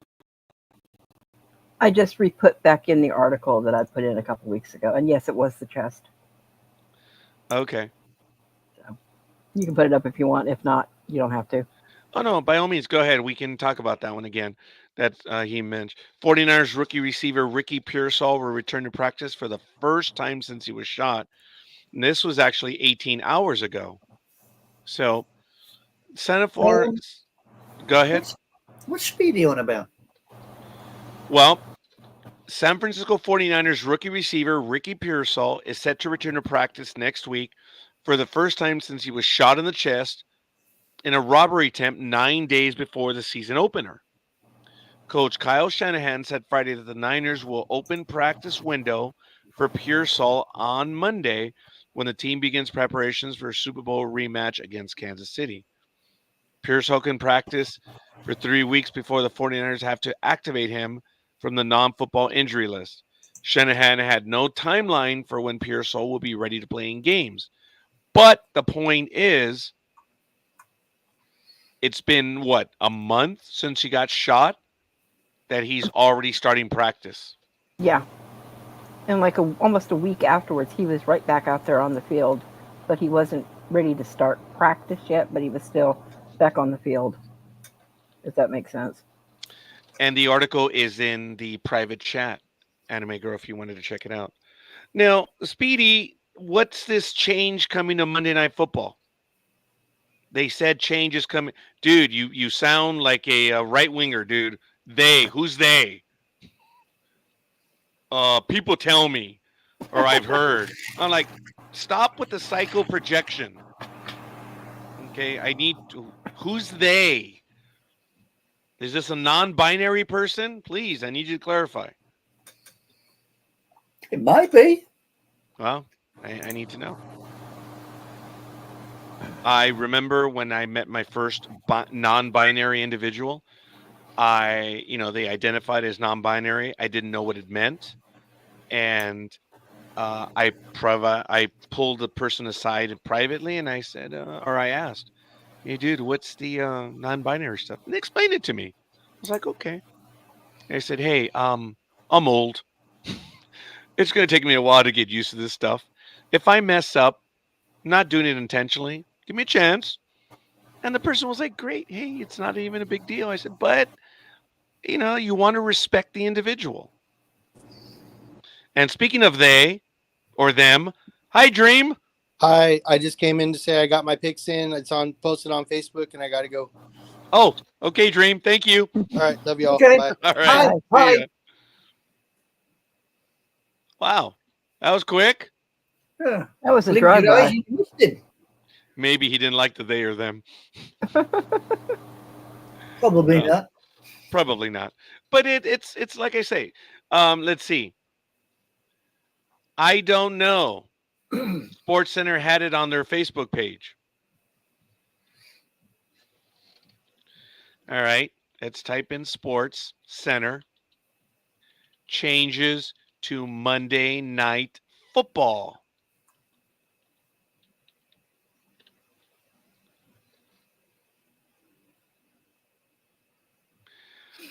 I'm getting a bunch of hits that NFL confirmed major broadcasting change regarding Monday Night Football, and this is as of 5 hours ago. ABC is set to air an additional 6 Monday Night Football games this season as the NFL. Oh, wow. There's so many ads on this page. Sorry, it's my fault. I keep saying no thanks. It doesn't matter. This season, as the NFL and Disney-owned network extend their partnership for 2024. So, ABC is set to broadcast a total of 17 NFL games this season, with 14 of these being simulcast with ESPN, and changes being made to the system. This expansion, which includes 6 additional Monday Night Football games, was jointly decided by the NFL and Disney, the parent company of both television networks. Okay. The changes were announced on Friday afternoon via initial report from ESPN, with ESPN insider reporter Adam Schefter subsequently sharing the information. Okay. Well, there you go, folks. Thank you, Speedy, for updating us on that. Hey, Tony, if you're still here with us, who's going to win, Detroit and the Indians today? The game starts in about an hour. Let me know your thoughts. Let me know who you're going for, you Detroiter.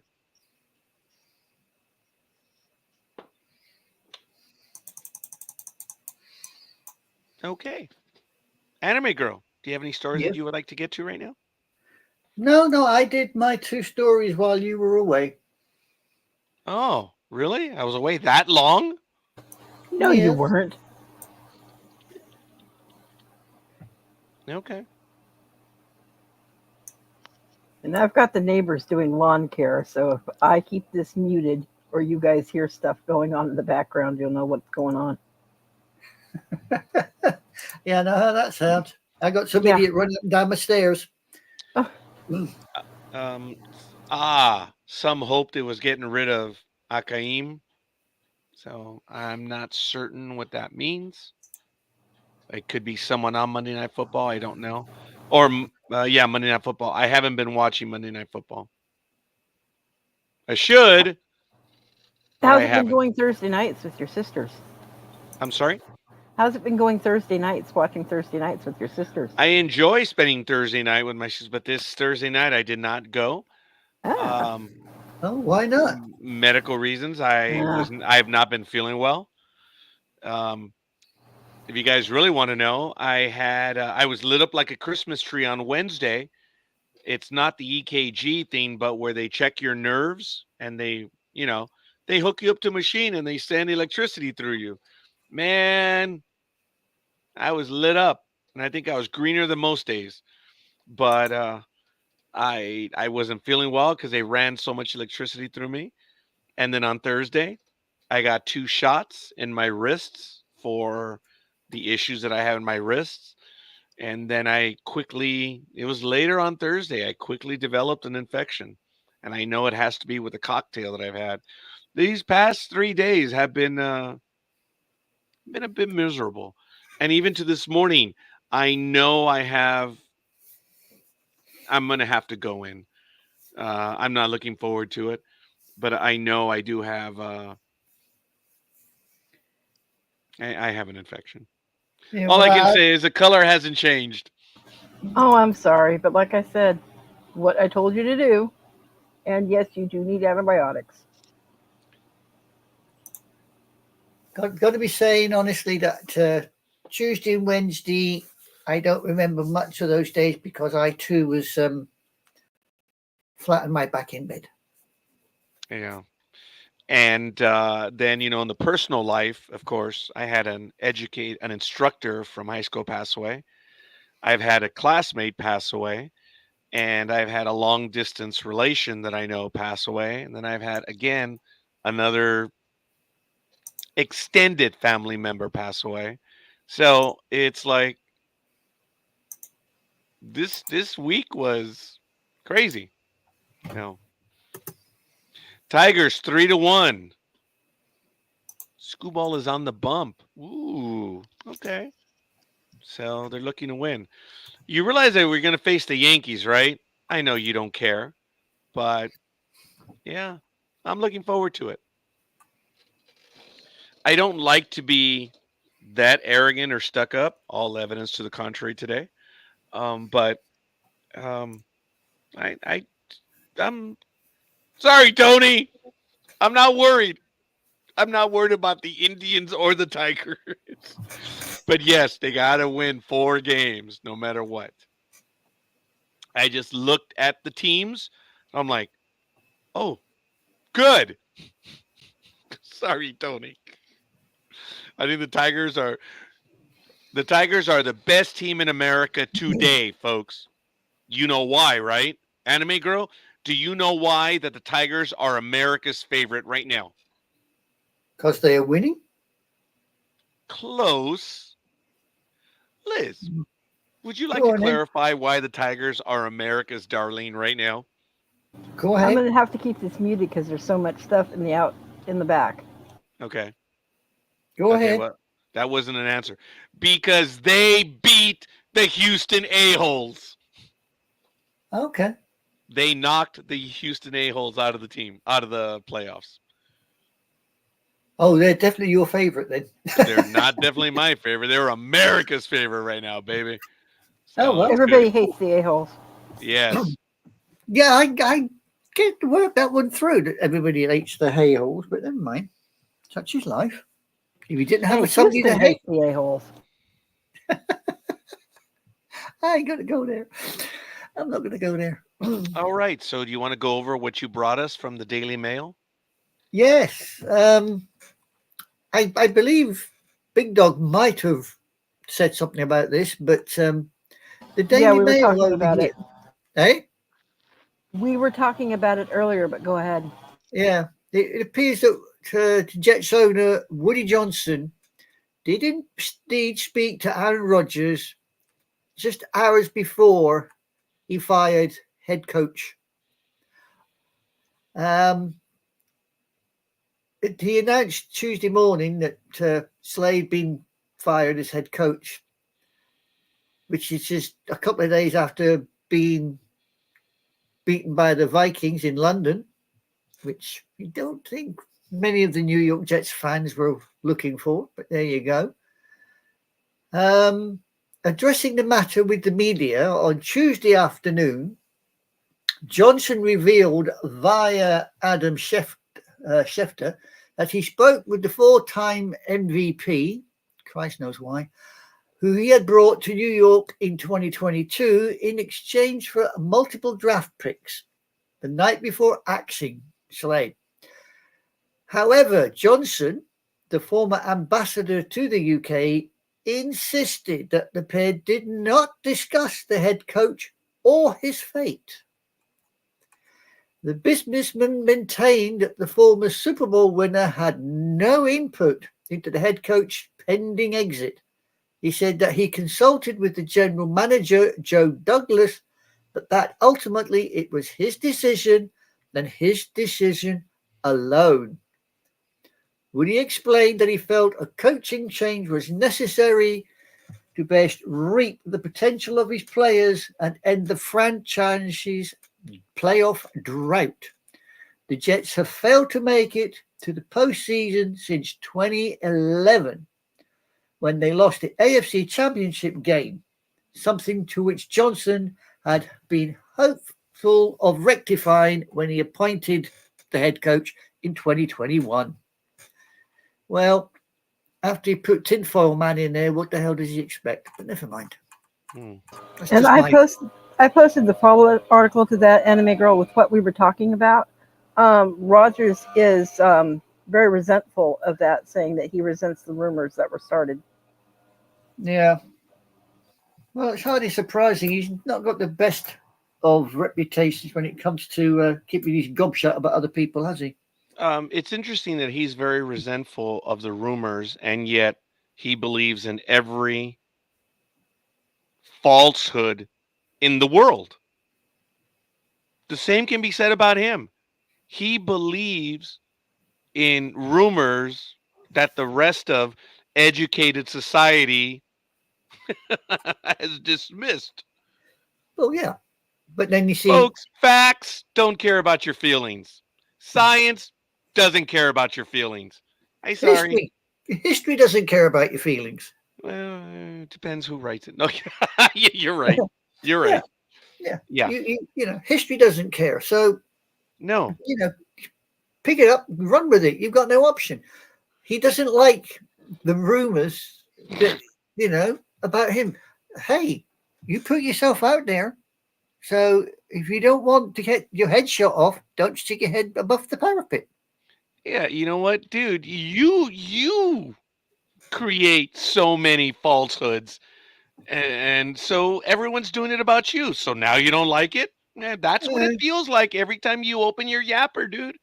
And yes. you may not have been involved in this. I personally, I don't think the owner did, but someone said they did have a conversation. For an owner to have conversations with his employees, come on, people. Oh, yeah, exactly. I mean, that game where the Vikings took out the Jets, I mean, I sat and watched it, and I'll be honest, I don't think either team really shone, but Rodgers, I don't think Rodgers put his heart and soul into that game. Yeah. So maybe he just wants to have an input to put his own people in the right place. Now, apparently, it was said that in the 25 years that Mr. Johnson has been owner, he's never fired anyone mid-season in 25 years. So That kind of window then. But wait a minute. The last head coach the Jets had to replace mid-season was Lou Holtz back in 1976, which was almost 50 years ago.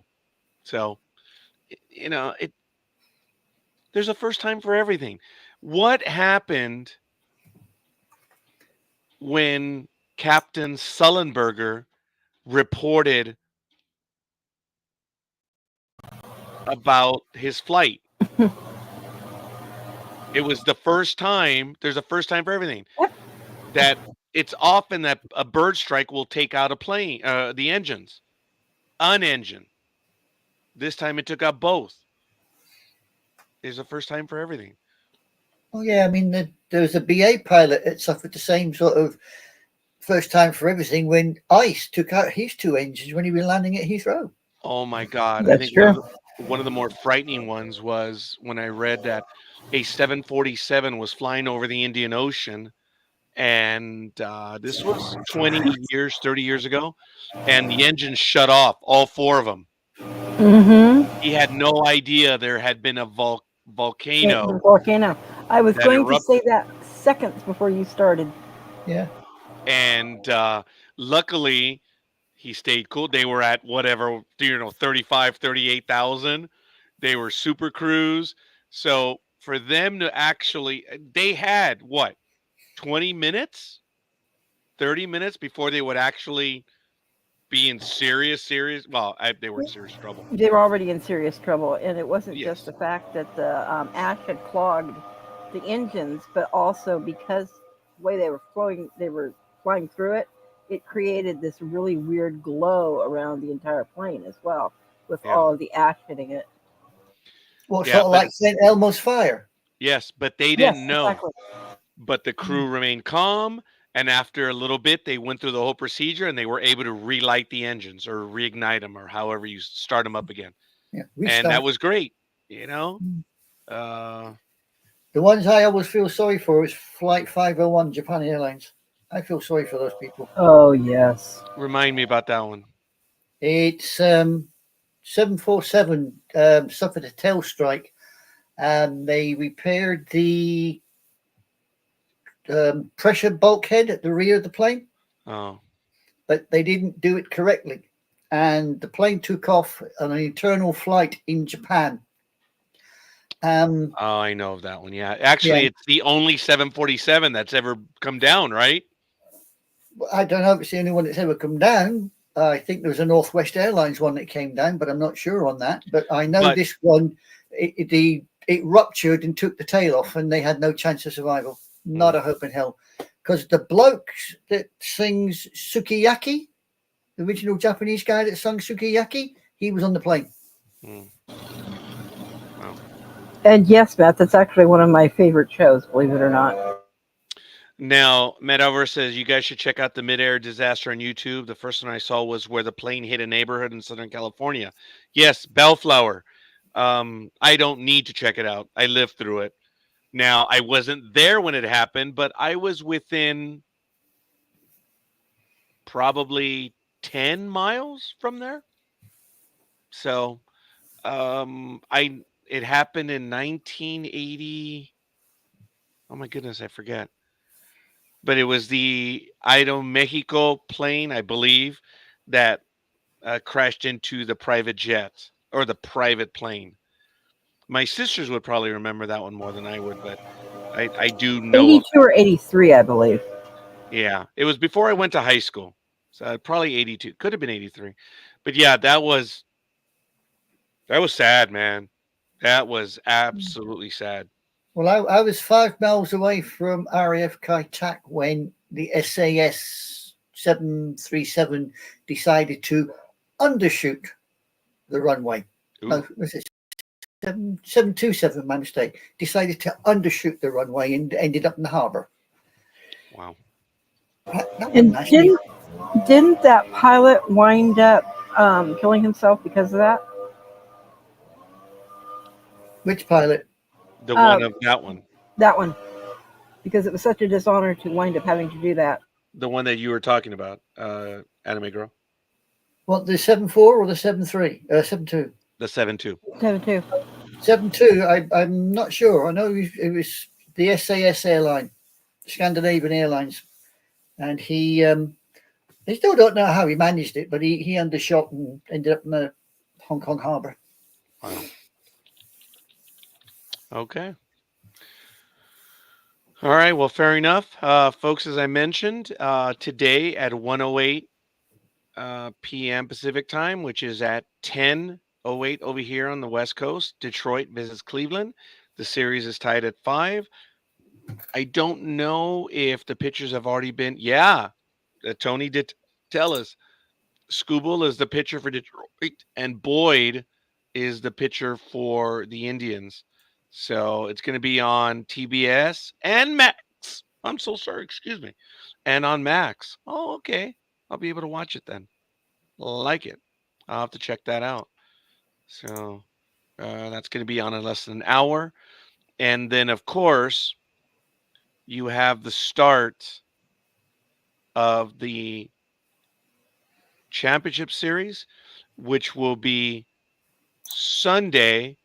The National League, the Mets visit the Dodgers at 8:15 p.m. Pacific time. It's going to be on Fox. And then on Monday, you have the second game, Mets at Dodgers at 4:08 p.m. Eastern time. That means it's going to be at 1:08 here local time. Wow, that's crazy.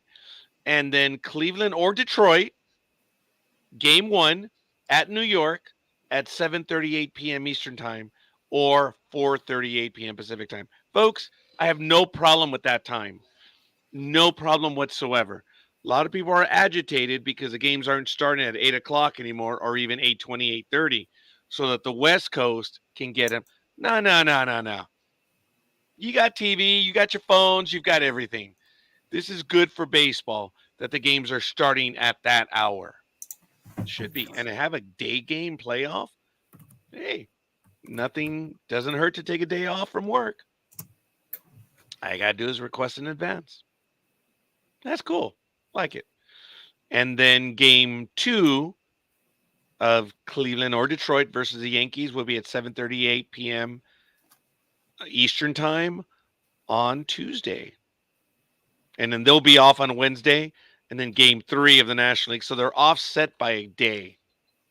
So, wait, wasn't there a huge fight after one of the NFL games on Sunday? Ooh, I haven't heard of that one. Do you know of that, Liz? I'm not sure about there being a huge fight after the game. I know there was. Oh yeah, I know there was a couple of really good fights actually on the field.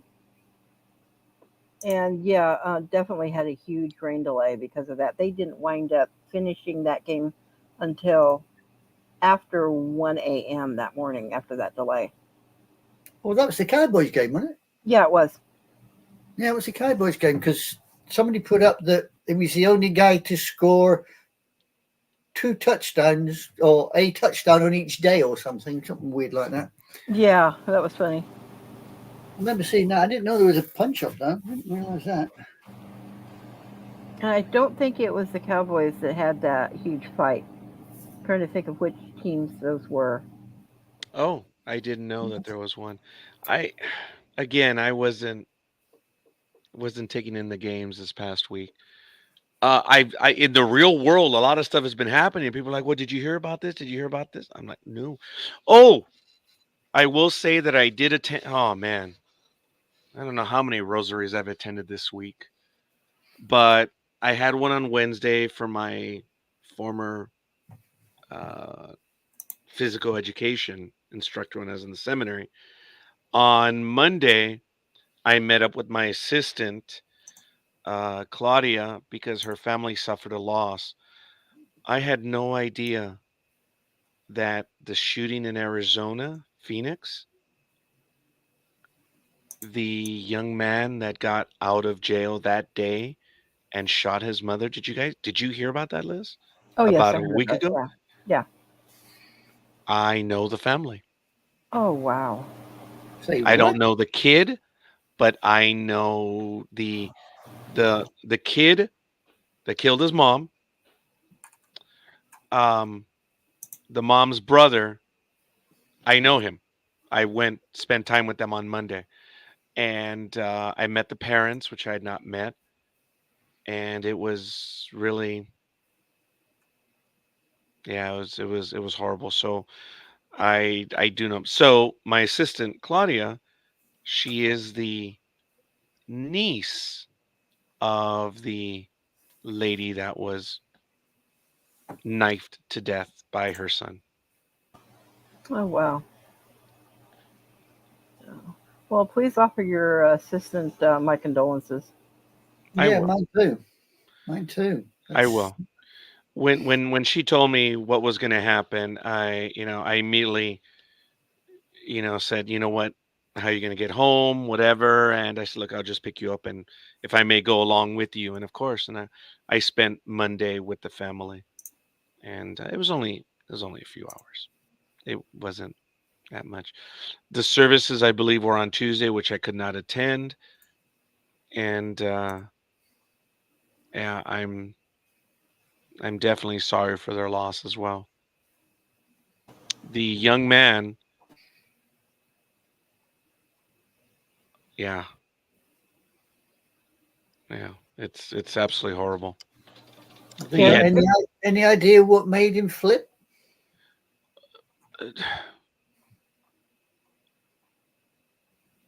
I'm going to reserve the I'm going to reserve my pastoral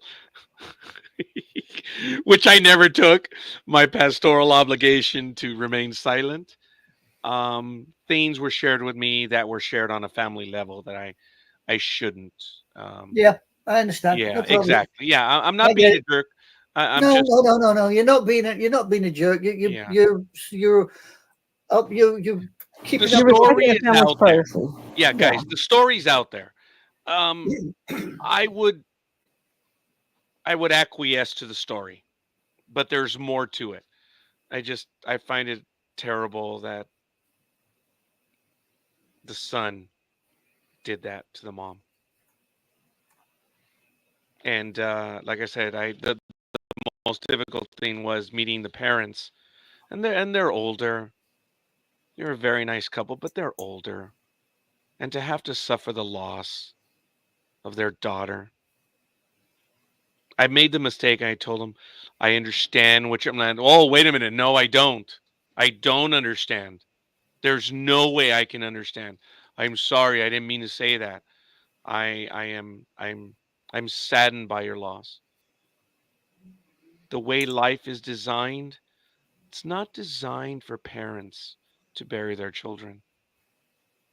It's not meant to happen that way. So, Even more sad is the fact that they lost their daughter, and theoretically they also lost their grandson because he did it. yeah, They have two losses. illicit substances may have been involved, but recurrent, and it's, I believe the kid's going to plead that he was not all there. Diminished capacity. Um, no, just mental issues. Mm. I believe that's what they're going to plead. And this is what I've read. It's not what's been revealed to me. It's really sad. It's really sad that people, folks, I am not stronger than anyone. I'm not smarter than anyone. But one of the greatest shocks I ever had was when a classmate of mine that I grew up with, I went to school with them from 85 to 87. I was a junior, they were a freshman. And obviously, the last year I went with them when they were senior and they were sophomores. And we were very close after. And the person admitted to me one time, and I was shocked that they smoked marijuana. And this was probably in the early 90s. I was shocked, just shocked. I have never done any sort of illicit substance, uh, other than going to baseball games and smelling it. My sister Alma, I always thought was funny. We'd go to a baseball game and, oh, someone's smoking marijuana. And I would always say to myself, how the hell do you know? Oh, I there's never a uttered it. I always thought it was funny because she would get mad. She goes, someone is smoking there. And now looking back, I could smell that acrid, because it smells. Marijuana stinks. So and I've smelt it more often where I've caught the aroma.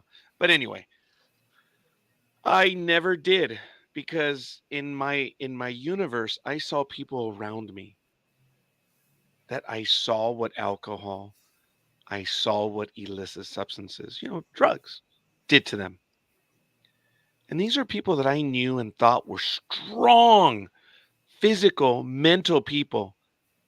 And I saw what that stuff did to them.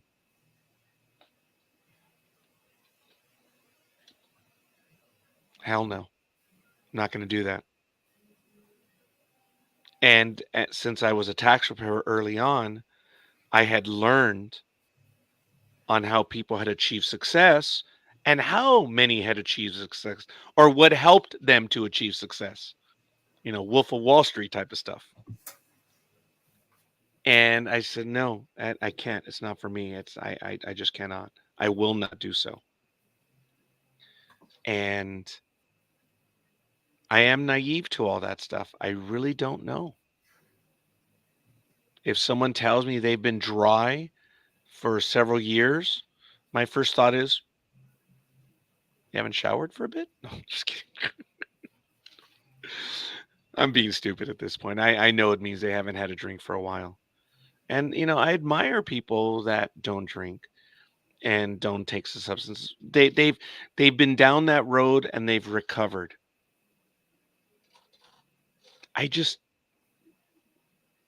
I know what that stuff has done to people. So I'm not holier than thou, folks. I have just seen what it does to people, and I'm like, no way. No way. I can't go down that road. You know what my drug is? Cherry Coke, baby. So. at least it's not the dreaded cherry Pepsi. Disgusting Oh my stuff. goodness, my daughter's hooked on the cherry Pepsi right now, and I swing both ways. Oh God, I said that one time working at work Yeah. with a fellow nurse, Yeah. and they was going to do a McDonald's run because we were it was lunchtime, and he asked me. He goes, "Oh, what do you want? Pepsi, Coke, what?" I said, "Oh, I don't care. I swing both ways." And he looked at me dead serious and goes, "Well, honey, so do I." And it was like, okay. Well, prior to COVID, I had the same thing happen to me when I talked about the little mustache that I had in the front of my car. Because remember, Lyft started with the big old mustache that was in front of the car on the hood or the fender. And I only have that small little one that's in my windshield or on the dash. And I used that joke because the Uber passengers would always pick up on it. Oh, do you drive for Lyft as well? I'm like, yeah, I swing both ways. Being a joke. And one customer pressed and pressed and pressed where they weren't kidding. I stopped saying that joke. So I get it. But yes, I go for cherry Coke and I'll go for cherry Pepsi as well. Sorry. I do swing both ways on that one. But no, I will not do diet. Ugh. I prefer diet. It's sweeter. What? Yeah, it's sweeter. Anime girl, do you want to comment on that? Do I want to comment on what? On the diet being sweeter? I don't know. I don't drink Coke. I hate this stuff. I mean, any diet drink. Yeah, any diet drink. Any diet drink, yeah, it's a hell of a lot sweeter. It's horrible. It tastes like tasting bloody crap. To be honest. Okay, whatever. You ladies stay on your side, whatever. You know what? I am so sour half the time. I need to have that Really? little extra sweetness. Yeah, you haven't noticed? No, Matt I don't. I says- don't like the zero and the sugar free. It's just it's horrible. I used to drink Pepsi free back in the 80s, so I didn't know any better. I thought that tastes good. Now looking back, now I understand why I have issues up here. Matt says, I got Coke Zero. I tried having my sister last night get me a 1 liter bottle. Oh, wow, the 20 ounce is fine. Hey, the drug is a drug, pal. I So- always remember with Coke. Well, one of the reasons I went off Coca-Cola was I always remember reading about a construction worker in New York who used to drink a bottle of Coke every day while he worked for about 30 odd years. Yeah. And he ended up going sterile.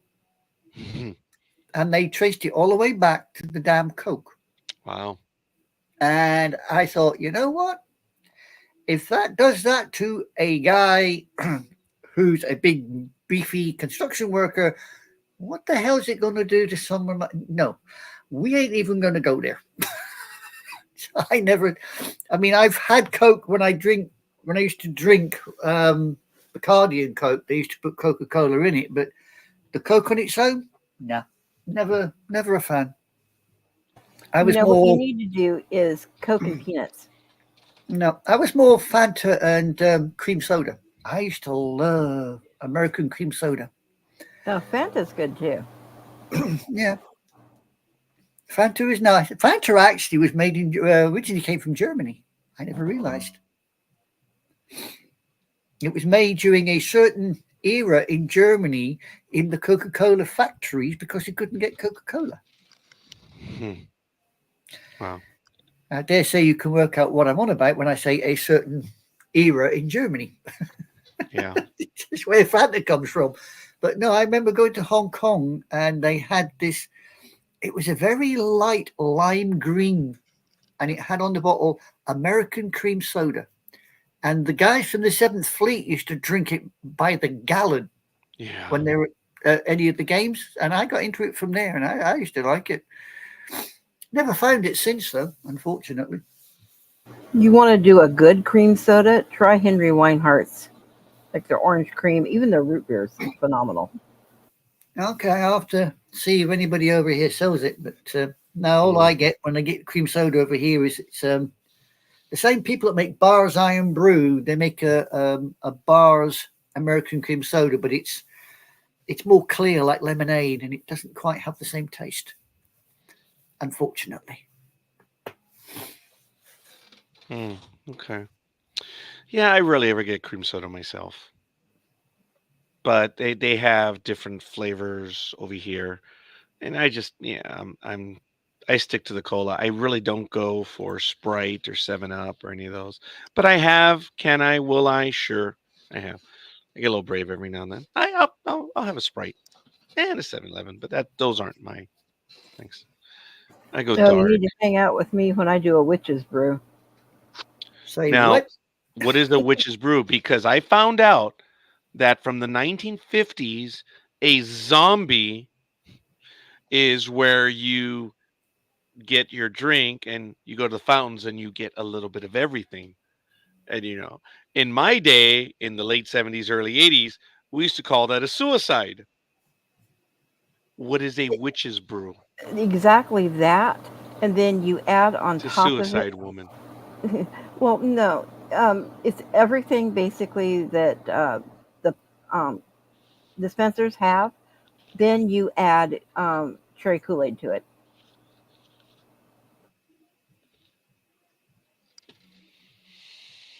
Okay. My That's a It's mind a is witch's huge, brew. boggled. it's a huge rage, like when we do parties or things like that. And if you want on top of that, then you can either add rum or vodka. Matt says, I drink Coke or Sprite Zero to get the nasty meds taste out of my mouth. Jeez. Oh, I can go with that, Matt. I can certainly go with that. Yeah, I'm right there with you. I don't think any of us are prepared to argue that one. So Oh no.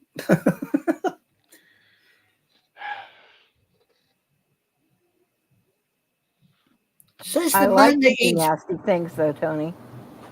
Says the man that eats burgers where you have to climb them before you can eat the damn things. okay, that's funny. Tony, I have had this sitting on my desk for the last week.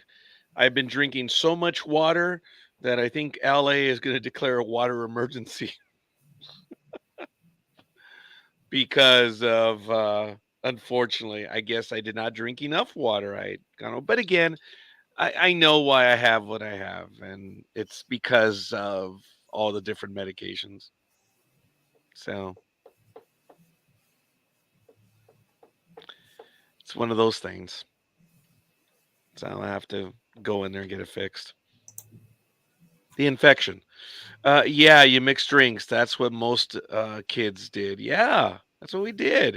It's exactly what we did. So, um,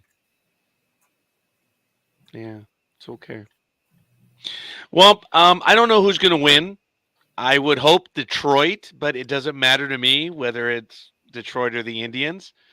Uh, I like my chances against the team, and between the Dodgers and the Mets, I've said the most dangerous team is the Mets right now. So the Dodgers have their hands full, but they didn't get past an easy team, the Padres. The Dodgers got past a very good team. And I said earlier, I say it again. It's better that the Dodgers face the Padres because it makes them stronger in the long run. The Dodger chances of winning the World Series are quite good. But no, you know what? I'm not even going to say that. The chances of beating the Mets are good, but the Mets are freaking hot right now. And sometimes it's better to be hot than good. So I don't know. Um, There was a 17-year stretch, a full solid run, that every year I managed to pick the winner of the World Series. I haven't gone back in and looked that hard now in 10 or 15 years, but I think I might start getting back into that and seeing if my good luck stuff still holds. okay, well, we'll see. All right, well, we're nearing the end. I'm gonna have to call. Like I said, I wanted to call it before 10. We're getting close. There are some other stories which we could have gone over, but we're probably gonna have to save them for next week, or I don't know. We'll see. But is there anything that you guys wanted to hear? I'm gonna save some of the stuff for next week. So No, I'm fine. As I said, I'm not feeling that bright myself, so I can understand, wanting to bail out early. Hey ho. Yeah, I'm the yeah. same way. I've got a lot of stuff I need to start doing as far as what's going on with my website, so or Oh, Facebook okay. page. Yeah. So. Matt says he wishes that there was a 7-Eleven next door. I have one just down the street, Matt. I hear you. And it's Yeah. even closer than they've ever been to me in my. Well, I don't know if the one over in Southgate was close. That one was just up the block. I don't know. I don't know which one was close. I guess the one in Southgate. And I rarely ever walked over. I used to Sunday morning when I was much younger in the 80s and 90s. I would wake up Sunday morning and I would go get a super big gulp, whatever that thing was, and I would get the Sunday newspaper, and that's what I would do Sunday morning. Read the newspaper. I would put it all over the floor in the living room. And that's what I did on Sunday mornings. Hopefully, you went with the comics section first. I don't know. I was an avid reader of a lot of stuff. I think I avoided the food section. Ooh, that's some of the best parts. What's on sale? What's not? What looks yummy? This is visiting Red Sox. I mean, so sorry. Don't pick my Tigers then. But Tony, you want to face the best and you want to beat the best. Sorry, buddy. It's the way it is. So, Matt, when you get a chance, please get the teams that you did not pick, get them posted there on the Facebook page. And for everyone else, I want to thank, that you were able to get the stuff done when you were able to get it done. And that's it. And as far as earlier today, this morning, ladies and gentlemen, there are times that there are growing pains, even when you're 16 or 17. Sometimes those glasses need to be cleaned off. And, moving forward, we do it because of you. And the failure on my part was missing a lot of things. And it's something I should have done a long time ago. And that's just simply taking a stand. And I am doing so. And I'm going to have to continue to do so. So it's not that I didn't want to. It's just it got old. And I failed a lot of people that are on NDB Media. And things happen quickly. So things have changed. A lot of it is how we deal with each other. And a lot of it is how we deal with our guests and people in the chat room.